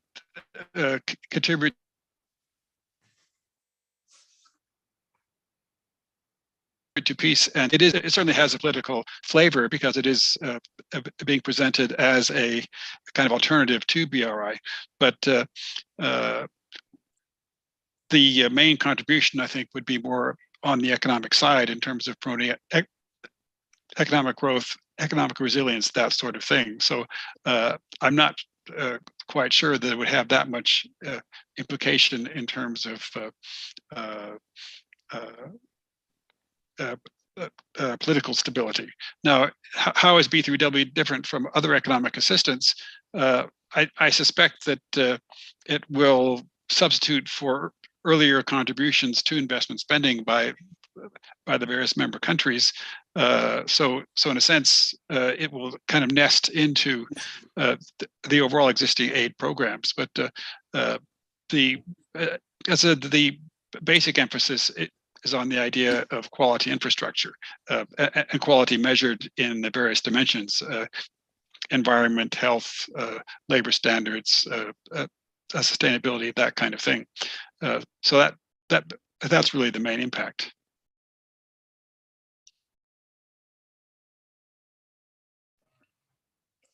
Thank you, Dr. Morgan. Now I invite another speaker to answer the question, please. I would like to invite Dr. Chung Lai to answer the question, please. Thank you. I think I will answer the issue about the China-Taiwan and probably some others. First of all, regarding the year 2022, the China's pressure on Taiwan will increase. So that's definite. But would that result to the all-out military conflicts? I think probably that is not going to be the case. The issue about the China pressure on Taiwan, in year 2022, what people predicted could probably will be that after the Beijing Winter Olympics, China will enter a period of the pressuring mode. But then, as the time approaches for their 20th CCP Congress, they will pressure on Taiwan will increase, but would not escalate it into something that could have the potential for the all-out contingency risk. So that's probably for the year 2022. But then after the year 2022, the end, especially after the 20th National Congress of the CCP, what would China do on Taiwan and a pressure tactic by them? That will be anyone's guess. So the short answer is they will be heated, but people do not foresee that's going to result to the all-out conflict. But I also said that another issue is that the looking at this Biden and the Xi's meeting, and China for the first time raised the issue about the political foundation for the China-U.S. relationship. And what China said is that the one China principle and the 3 U.S.-China communiques. So that is the first time that the China started to put markers about what is the foundation for the U.S.-China relation, and if you violate it, what might there could be consequences. So that actually introduced what a new policy direction by China. And the recent Chinese behavior about the Lithuania and others that also suggests that China is in trying to constrain the international support for Taiwan and trying to limit it to the degree that China would not like to see that it will go any further. Thank you.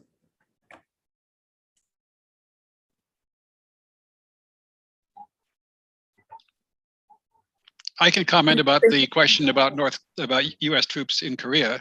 Yes, please. Okay, I would say the short. Well, it's not. I think it's not quite correctly phrased. Will the certainly the U.S. could recall troops from the Korean Peninsula if they wanted to, but they don't want to. So I think the basic answer is no.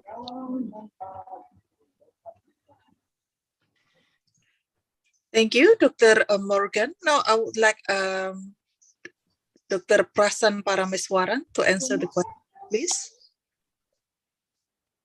Yeah, thanks.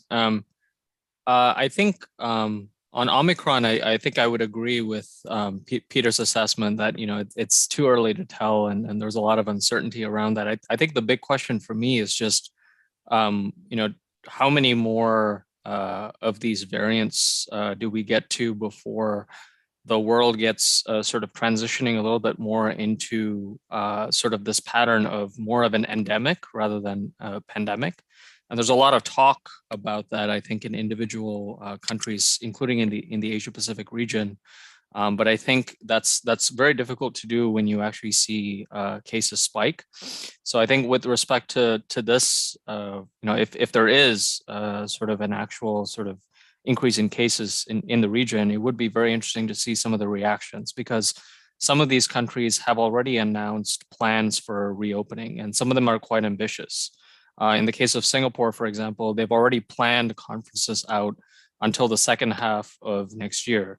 And so if we go into another pattern where countries will have to sort of actually reorganize themselves, that's going to be a very interesting sort of trend to watch in that regard as well.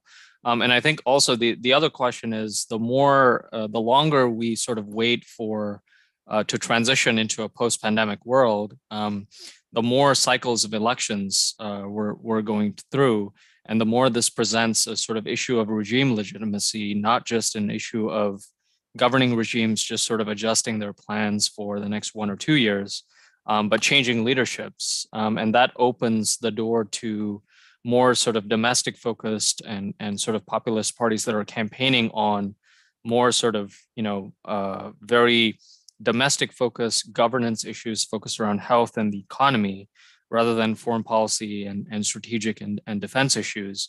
And that sort of dynamic I mentioned about the discrepancy and the gaps between domestic and foreign policy can manifest itself even more strongly. So those are the things that I'm watching. But like I said, I mean, it's anyone's guess how this thing is going to evolve. I don't have much to add on Taiwan and South Korea. I think both Peter and Yichung, I sort of share their views. I would just say that from the perspective of just the Indo-Pacific in general, I think we're having a very interesting conversation about cross-regional issues. So as we have a conversation about ASEAN and Southeast Asia and the Indo-Pacific as a region, there was a conversation 5 to 10 years ago about ASEAN and Southeast Asia taking a more active role in the resolution of the North Korea question. But I think that time has almost passed, and we're now having a conversation about Southeast Asia, sort of having bitten off more than it can chew on ASEAN. But I don't think this is a problem that's going to go away. And I think on North Korea or Taiwan, as we've seen in recent years, whenever these issues and flashpoints raise, it shows how much actually Southeast Asian countries are being affected. So whether it's some of the dynamics we saw in Malaysia and Malaysia-North Korea relations, or whether it's Taiwan and how, put aside the question of actual conflict, which, it's very hard to forecast that. But, Taiwan is ground zero for a lot of the issues that Southeast Asian countries face with China themselves, whether it's on disinformation, whether it's on the undermining of sort of principles and values. So things like, mechanisms like the GCTF, Taiwan's role with other countries like the US and Japan, playing a role on issues like disinformation, cybersecurity, so on and so forth, I think can really help Southeast Asian countries address their own problems and think about them. Obviously, the circumstances are very different, but learning from others' experiences, I think, is something that continues to be very important. In that respect, I don't have much to say on Davao City and the outlook for the next 5 years, only because with respect to the pandemic and the new variant, there's so much uncertainty. I would just point out 2 variables that I think are really important. Obviously, Davao City and the southern Philippines in general was put on the map more so under Duterte than really any other Philippine president in Philippine history, because he's really the first Philippine president of his kind to be in power at the national level. So if we inherit this pattern in Philippine politics where we have an outsider and then an insider, if we go to a dynamic where we have an insider that's more focused on central politics rather than sort of local politics and southern politics in the Philippines, that's going to be a very different sort of outlook for Davao City than we have seen under Duterte. And I think the other thing I would watch is there is a sort of trend in the last couple of years where Davao City, in some cases, actually outpaced economic growth performance of Philippines nationally. There's been a lot of sectoral conversations around tourism, around real estate, getting foreign companies to come in and invest in Davao City. A lot of that is, as I said, this trend where you have a Philippine president who is asking questions based on where he's from, but also legitimate questions about investing in the rest of the Philippines. And so foreign partners have responded in kind. If you don't have that dynamic in the next 6 years, will you see a sustenance of that funding and sustainability in that regard? Or will there be a little bit of a sort of tapering off or a scaling down of those projects? I don't know, but it's definitely an interesting question to ask and to keep an eye on. Thank you, Dr. Prasa. Now I would like to invite Ms. Kanisa to answer the question, please.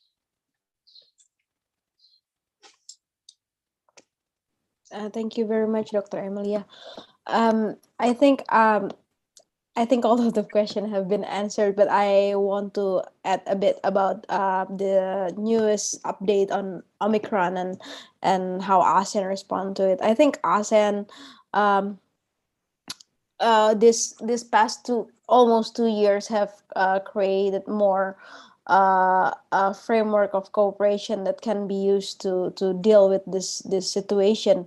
We knew that ASEAN have ASEAN Biodiaspora Virtual Center for big data analysis and visualization. I think it's one of the key that ASEAN can keep track on what happened in the region and keep the information. And share the information to the member states and make sure that the member states know what should they do, because we know that the nature of this problem is that this health issue is borderless. We cannot really expect that territorial boundary can limit the virus to be spread. So how ASEAN can deal with this is that ASEAN can use the openness of information of what happened to learn from each other and to keep themselves updated. And also, I think the most important thing to take out from this pandemic by far right now is how actually it highlights the importance of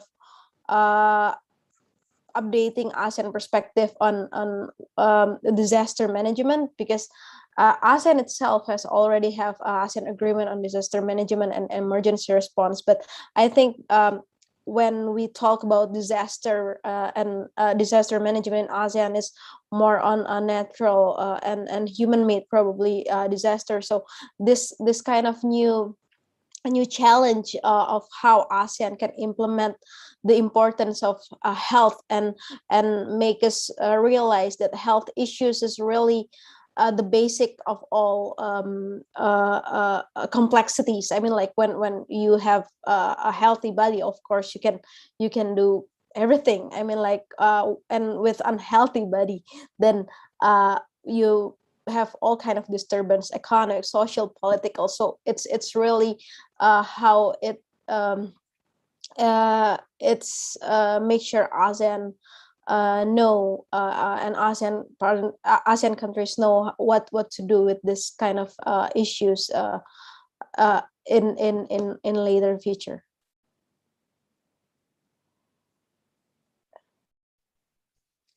Thank you, Ms. Kanisa. Now I would like to move forward into the next question. The question is from Ms. Antonia Rahayu Ayu. Ms. Ayu from BRIN, National Agency for Research Innovation, National Research and Innovation Agency, BRIN. The question is directed to Dr. Prasan Parameswaran. The first question is, do you think ASEAN is still relevant to overcome global challenges, including the COVID-19? ASEAN as regional organizations. And the second question is, With the emerging regional cooperation within the framework of Indo-Pacific, and also the regional security cooperation within the framework of quadrilateral security dialogue, do you think, what do you have in mind about ASEAN? Do you think it's still relevant to overcome the changes or development on the regional cooperation in the region? And the last question is, do you think the ASEAN need to modify or change itself based on the current regional and global politics? Thank you. Yeah, thanks. Those are good and very difficult questions. But I think on ASEAN being effective and relevant to global challenges, I think like all sort of regional and global institutions, ASEAN has to essentially work with what it has. And the reality is that, ASEAN in 1967 was very deliberately designed by the countries of Southeast Asia to have very limited powers, right? So the sovereignty rested with the individual countries, and there was a limited sort of mandate for ASEAN. And ASEAN since then, in 1967, has undertaken a lot more than it initially was sought out to do, including engaging issues like the South China Sea, engaging major powers. But it hasn't really undergone a change in its structure, its mechanisms. The consensus principle is just one of them. Non-interference is another. Those norms and structures haven't really changed to keep pace with the challenges. They have changed, they have adapted, but not as quickly as the challenges that ASEAN confronts. And I think that is the structural problem for ASEAN. The maybe the positive, or maybe you could see it as the negative thing, is that ASEAN always enjoys a centrality by default. You're not going to get regionalism in other parts of the Indo-Pacific as easily. In South Asia, regionalism has been tried through institutions like SAARC, but because of rivalries that are there, it hasn't taken shape. In Northeast Asia, there's been efforts at that, but those haven't really borne fruit to date. Part of the reason is because of rivalries between China, Japan, South Korea, and so on and so forth, right? So ASEAN enjoys a certain amount of centrality by default. And another aspect of centrality is just by virtue of the fact that there is a legacy of institutions already being born, and they just sort of multiply and exist in and of themselves, right? So ASEAN already has frameworks like the ASEAN Defense Ministers meeting, frameworks like the East Asia Summit. So it's very difficult for me to see ASEAN disappearing from the landscape or being undermined or sidelined overtly. But I do think these mechanisms, as the second question suggests, like the Quad and AUKUS, they do present challenges to ASEAN centrality. They're a reminder that ASEAN needs to work hard and make sure that it earns its centrality, as it has on multiple periods before, right? So in the 1990s, when you had APEC, for example, as an institution, there were a lot of concerns in Southeast Asia and ASEAN that perhaps that might get in the way of ASEAN's role economically in the region. Previously, there had been concerns as well in the 1970s and the 1980s about institutions that Japan was setting up that might, undermine ASEAN. And now there are concerns about institutions set up by China in the future, in the 2030s and the 2040s, that could undermine ASEAN centrality. So those worries will always be there. For me, I perhaps always ask the question about how can existing mechanisms and new mechanisms work together? And I don't think necessarily that ASEAN is incompatible with the Quad. I recall actually that the Quad was actually meeting on the sidelines of ASEAN meetings initially, in its initial iterations, before its sort of current shape with working groups and so on and so forth. So I don't necessarily see these things as mutually exclusive. But again, that is really dependent on what the Quad countries determine as their agenda and how ASEAN countries choose to react. I think if it evolves and continues to evolve in the direction that it's evolved, which is vaccine cooperation, climate, emerging critical technologies, those are all issues that ASEAN and Southeast Asian countries are interested in, and they're looking for partnerships to address. And I would also say that if you look at things like military exercises, these are actually without the name Quad. The Quad countries are already working with Southeast Asian countries and ASEAN countries quietly in ways that promote security cooperation. So we might not see a Quad ASEAN cooperation mechanism for the front pages of newspapers, but I think we will see occasional cooperation in certain sectors and certain working areas, only because the Quad's vaccine partnership is designed to deliver vaccines to Southeast Asia. So it's very difficult for me to see Southeast Asian countries opposing that if it continues in 1 or 2 or 3 or 4 years. It's more a question of branding and labeling and naming and political sensitivities in that regard. On ASEAN needing to change or modify itself, absolutely. I mean, I think this is what I think a lot of the ASEAN eminent persons who have either been former officials or have worked in an ASEAN capacity have been calling for, which is just like how ASEAN has had to reform itself every decade or so. It needs to undertake some reforms. And I think one of the ones which I certainly associate myself with is, ASEAN's reaction to the Indo-Pacific so far has been quite reactive. A number of countries like Japan and the United States have proposed their own visions of the Indo-Pacific, and ASEAN has sort of said, here's our vision, here's the sort of areas that we want to cooperate on.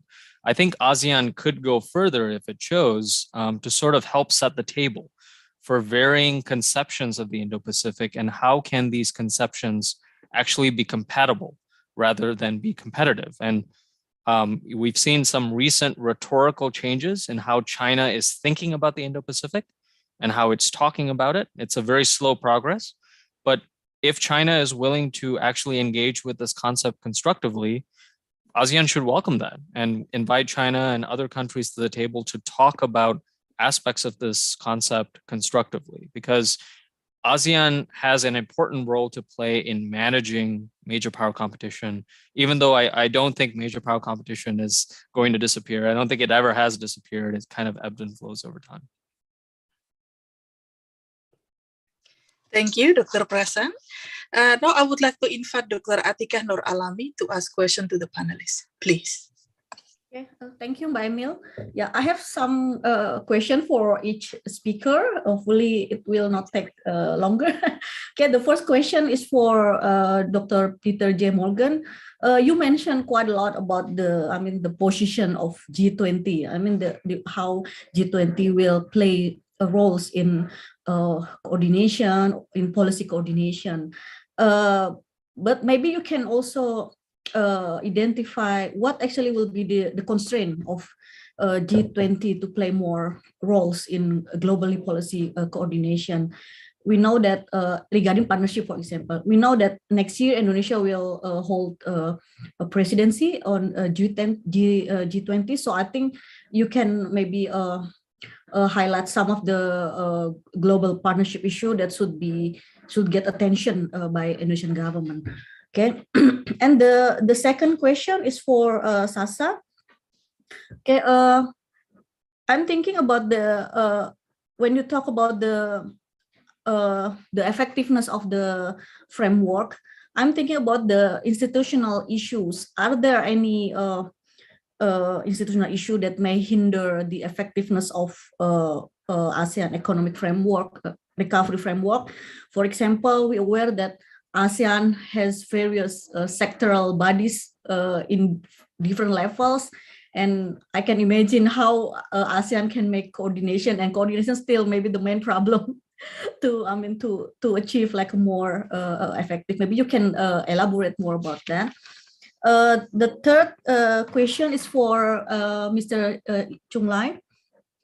As you mentioned in the presentation, that new Southbound policy is actually Taiwan's regional strategy to Asia. At the same time, we also know that ASEAN has some other regional mechanism, including we already discussed about ASEAN outlook on Indo-Pacific.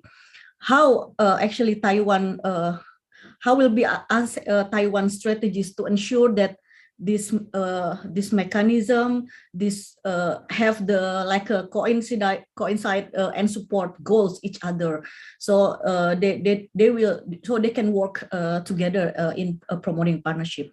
And the second questions, we also aware that the new Southbound policy has brought benefits for Taiwan.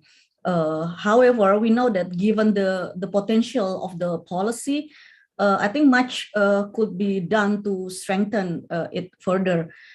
You know that some scholars argue that the focus of Taiwan's foreign policy agenda has been America-centric rather than Asia.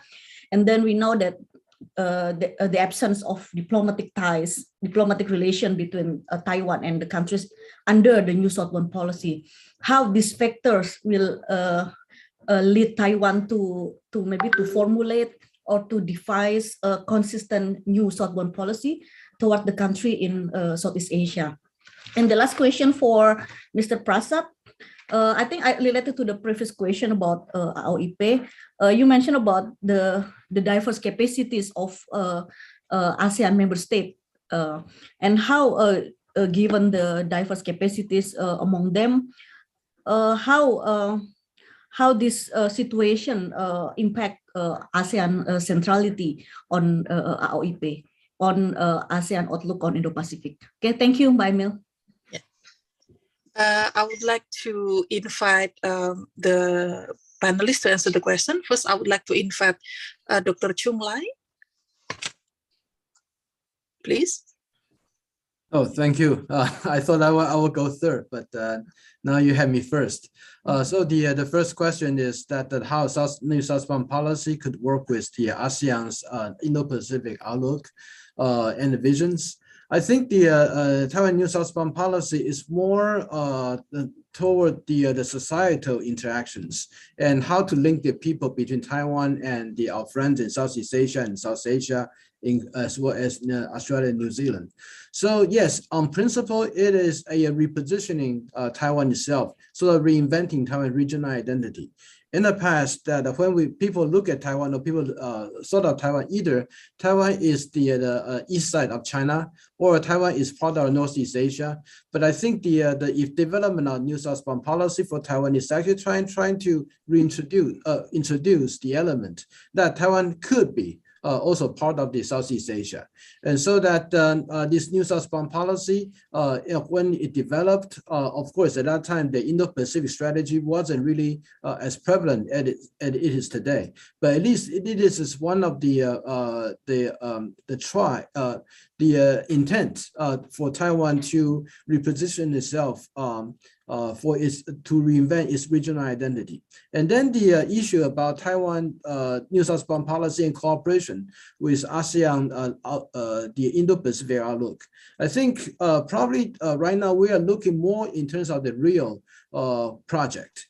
And when we are dive into the real project, the issue about the strategic framework, sometimes that relevance will be a little bit less. And then people will start to look at the tangibles, what that project can actually bring.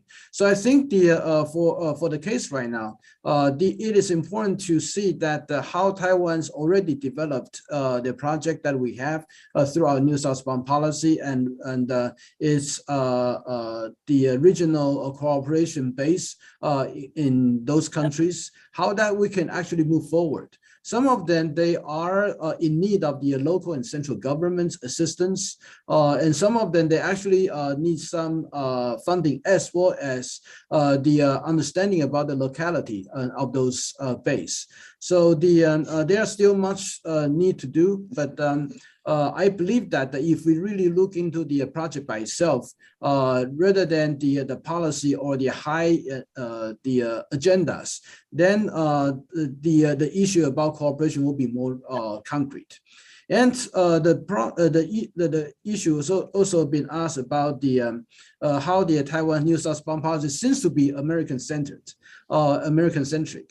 And especially right now, the ASEAN is sandwiched between the US-China competitions, and ASEAN does not want to appear to be choosing side.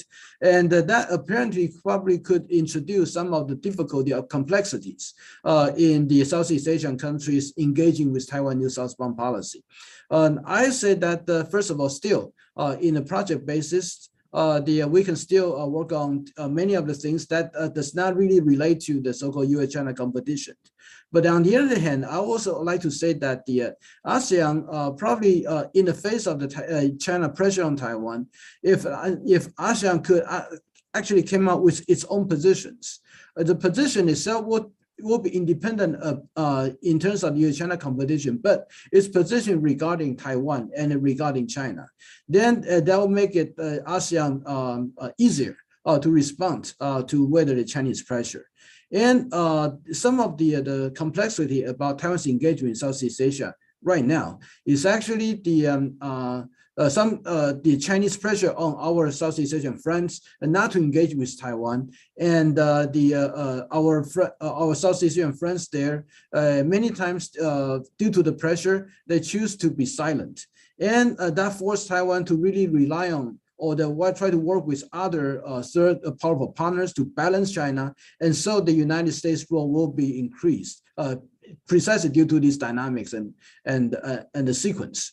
So the issue I think right now is still for the ASEAN to really voice out about its position on Taiwan and in a rightful ways or the way that's comfortable for Southeast Asia, and also will be comfortable for Taiwan. Now, the last thing I like to add is that because it's more to do with the security side of the issues.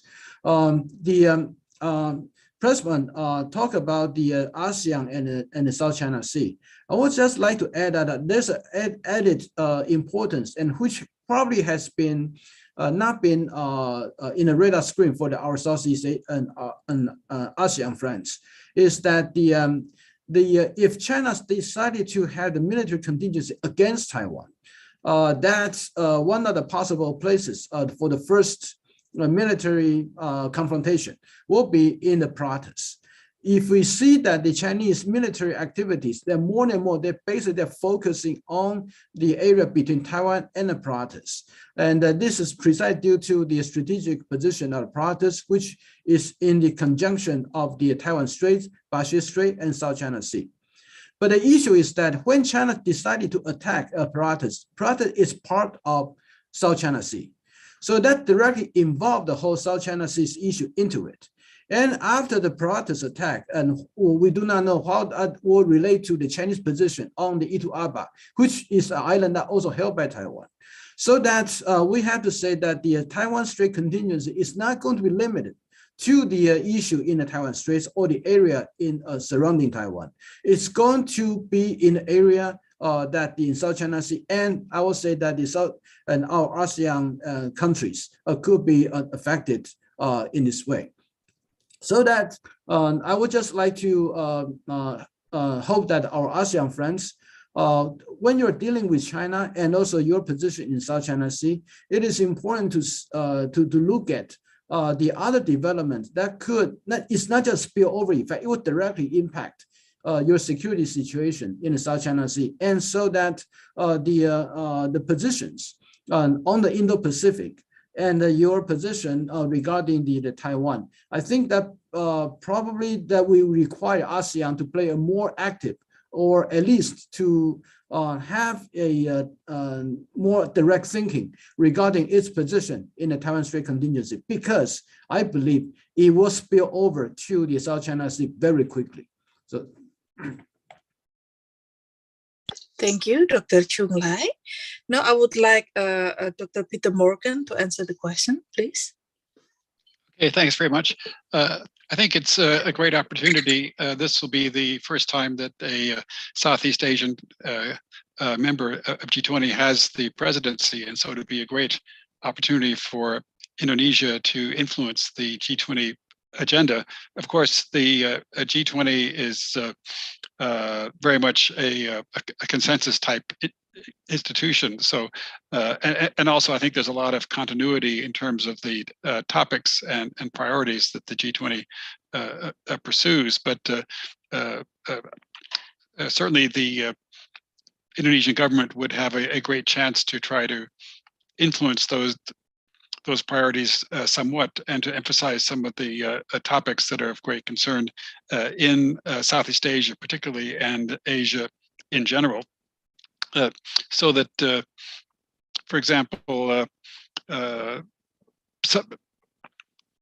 of the topics will, of course, continue, but things like food security and sustainable agriculture, climate change, global health and COVID-19,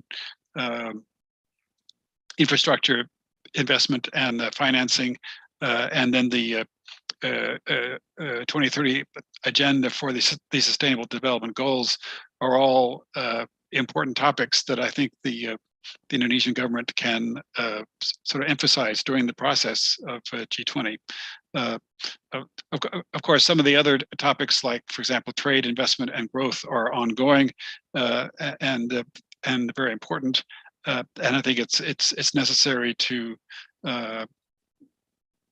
kind of again give the inputs of or the perspective of Southeast Asian countries to try to influence the debate on those kinds of topics. Obviously, I think there's a great interest in trying to promote investment in the region, trying to liberalize capital markets, trying to develop things like green finance, so that those are all potential areas that I think the Indonesian government could emphasize.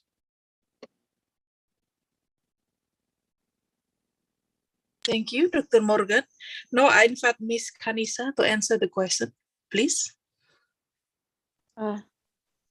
Thank you, Dr. Amelia, and thank you also, Dr. Atika, for the question. Regarding the institutional challenge that might hinder this framework to be implemented, I think it's not really about the institutional challenge that the institution is so big and there are so many ASEAN bodies. I think the biggest challenge is how to actually make this framework works. That it needs leadership on this kind of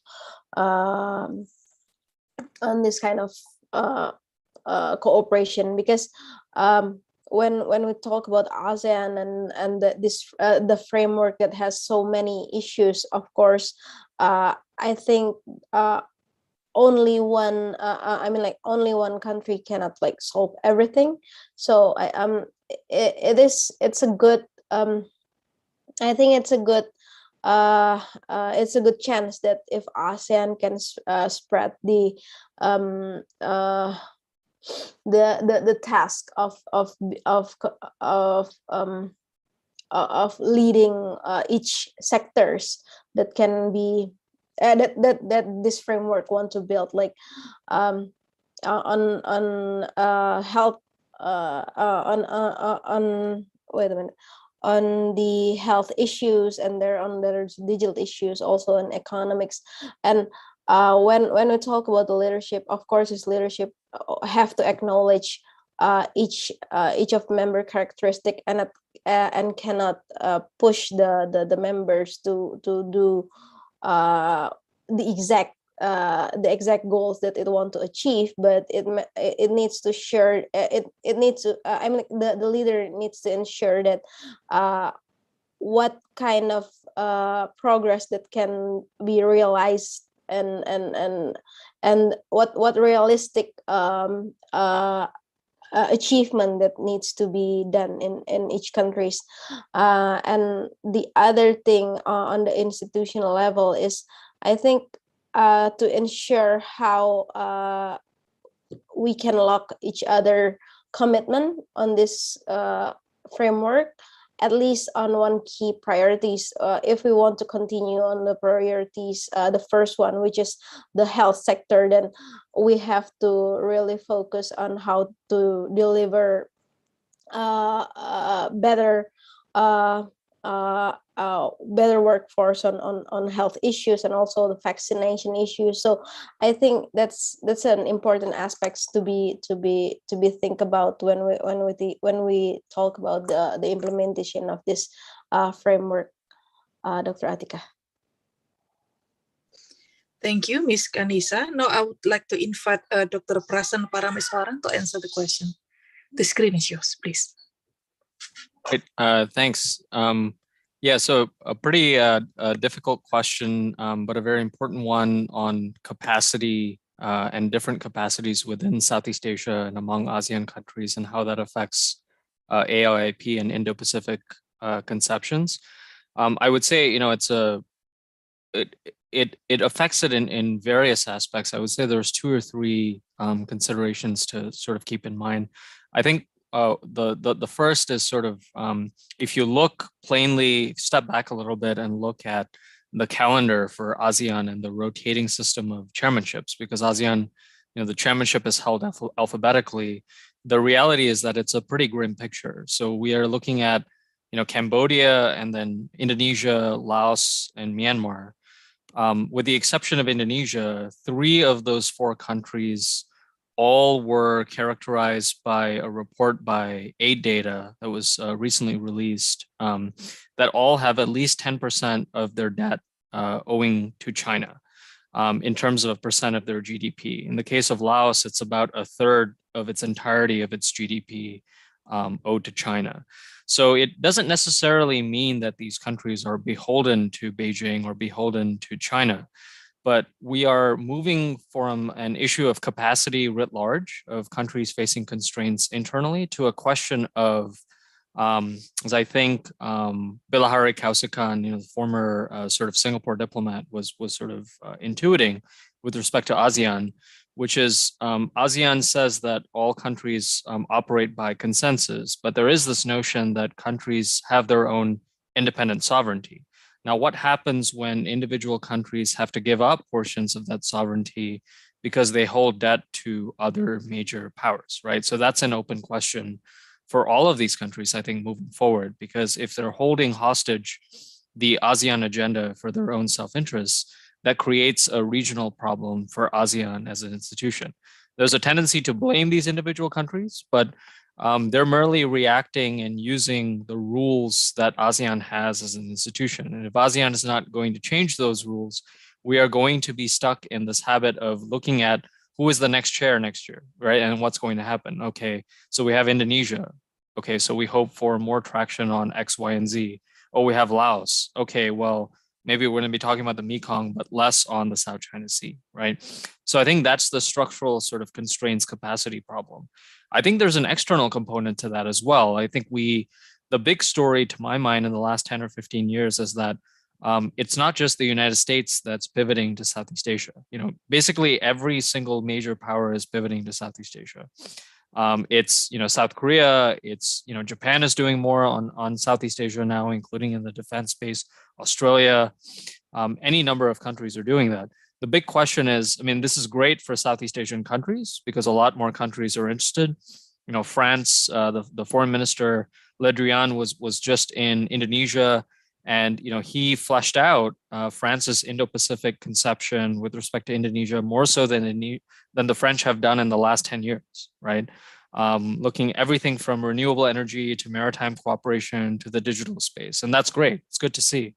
But on the other hand, there is this dynamic that the more major powers you have engaging in Southeast Asia, the bigger the question becomes of what does each individual major power contribute to the equation? What's the value add? And I think there needs to be a serious conversation about streamlining of who's contributing what assistance in what space and in what areas, right? This is Peter's point with respect to the Biden administration's effort with respect to Build Back Better and the international sort of conception of Build Back Better world, right? So if everyone is contributing to infrastructure, then it's going to be very difficult to determine the streamlining of who is responsible for what. And I think we're starting to see some of that on the Mekong, for example, which it's not it doesn't get as much focus as the South China Sea, but it is really the front and center of what China is doing with respect to waterways and water security and environmental security, we have seen the United States and other countries get together and talk about how to cooperate on Mekong cooperation, on infrastructure, on climate, water security, food security, and that's great to see. And I think there should be a model for other forms of cooperation, whether it's human capital and education, which incidentally the Quad is also dealing with. And I suspect we will see a lot more of that in the future.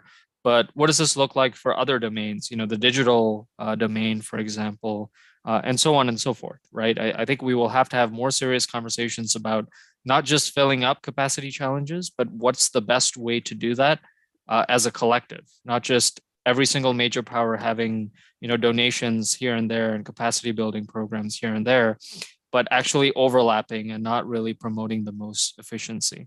That's easier said than done, obviously, because we like to talk about these things collaboratively. But if you talk about companies, they're competing with each other. And if you talk about countries, sometimes they're competing with each other as well. But I do think it's important to have that external conversation about capacity, not just the internal conversation.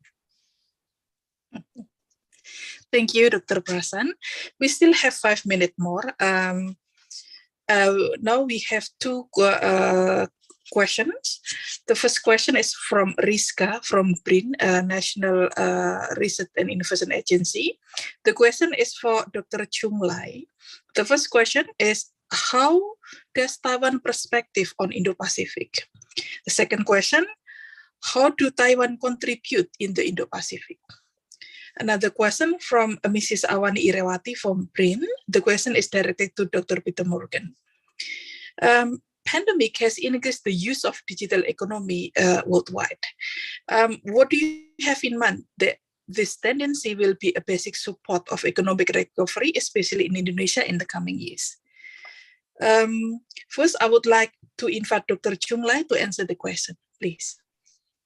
Yeah, thank you. I think the question is simple but very difficult.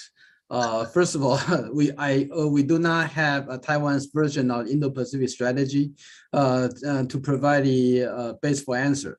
But the issue is that I think for Taiwan, we look at the different version of Indo-Pacific strategies, and basically we agree with the principle for the free, open, inclusive. So basically, we want the Indo-Pacific, hope the Indo-Pacific could be the area for the co-development and greater socializations and the inclusive growth for everyone. And but the most important of all is that it should not leave anyone behind.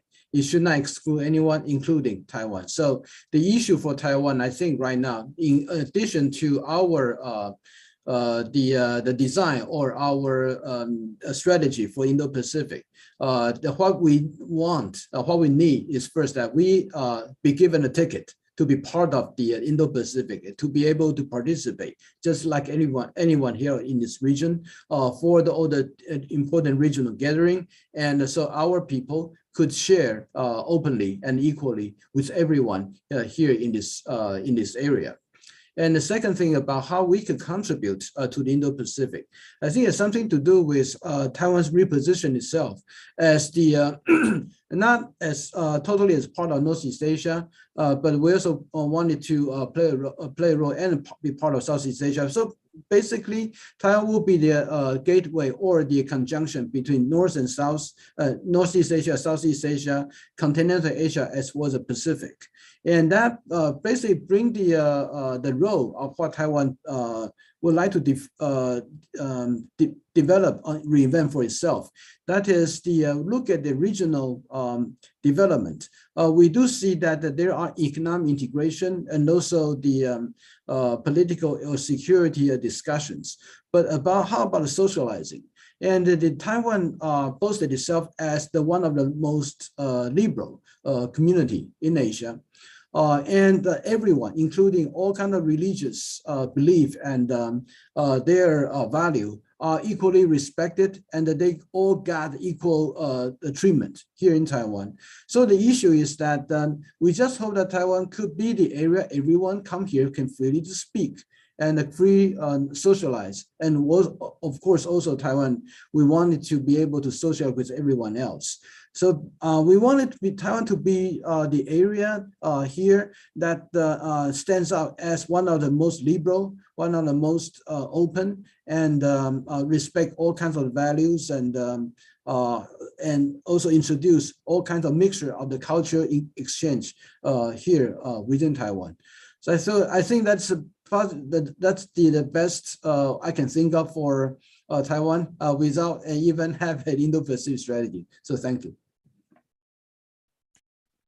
Okay, thank you, Dr. Prasan. Now I would like to invite Dr. Peter Morgan to answer the question. The screen is yours. Yes, well, the very short answer is yes. It certainly does have a positive impact, and I think will be a supporting factor for the economy going forward, both in Indonesia and elsewhere. I think it's quite clear if you look at the statistics that use of the internet of all kinds really jumped as a result of COVID-19. So it wasn't just the platforms, but also, for example, online education, government use of internet transactions to send aid to households, the ability to do transactions of various kinds from your home has been a great boon in this kind of period. At the same time, it has highlighted issues of infrastructure capacity.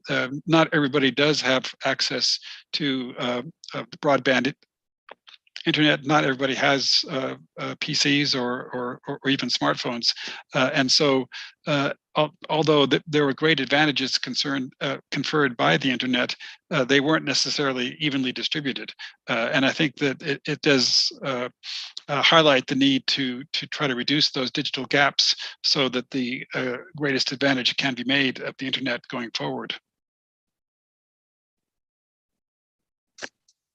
Thank you, Dr. Peter Morgan. Now we have the last question from Ms. Dini Rahmiati from BRIN, National Research and Innovation Agency. The question is directed to Dr. Chung Lai. What is Taiwan policy in order to accelerate women's empowerment in the post-COVID era? Dr. Chung Lai, please. Yes, that probably is a little bit beyond my specialized area.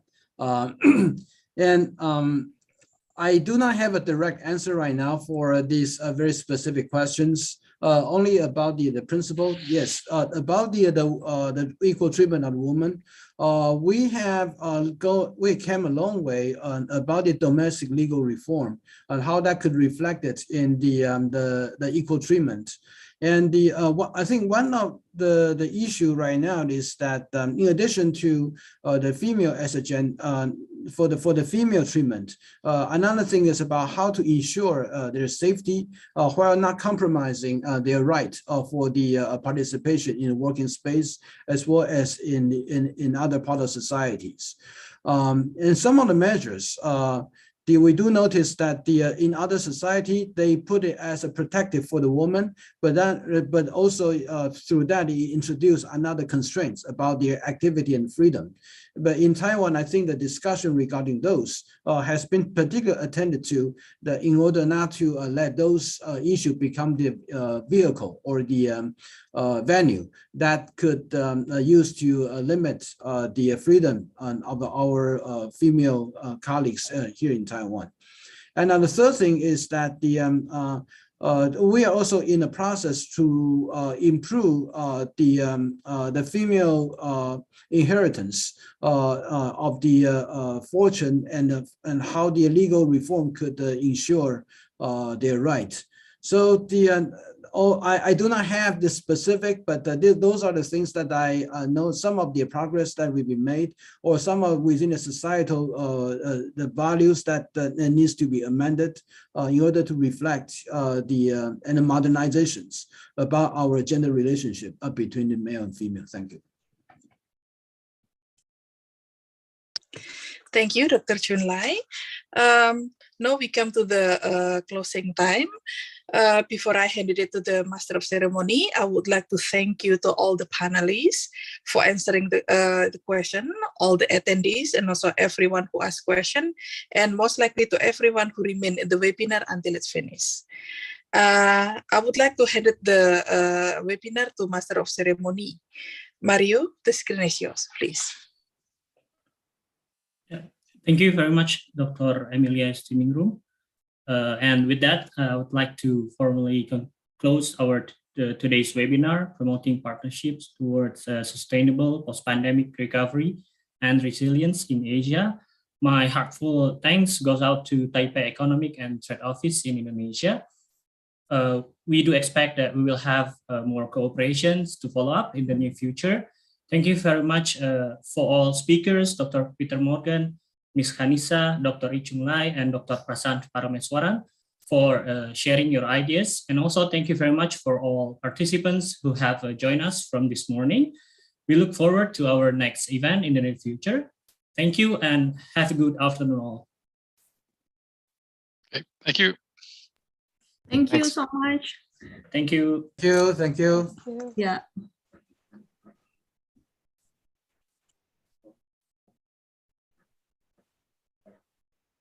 Thank you Sasa. Makasih Mbak. Ya, good job. Terus siapa? Thank you semuanya, Mbak Emi, Mario. Thank you semua. Nunu, Ya. Anggi, Pandu, Mbak Nurul. Live Ya. YouTube-nya bisa di stop dulu mungkin Mbak. Oh iya, oh iya. Nurul.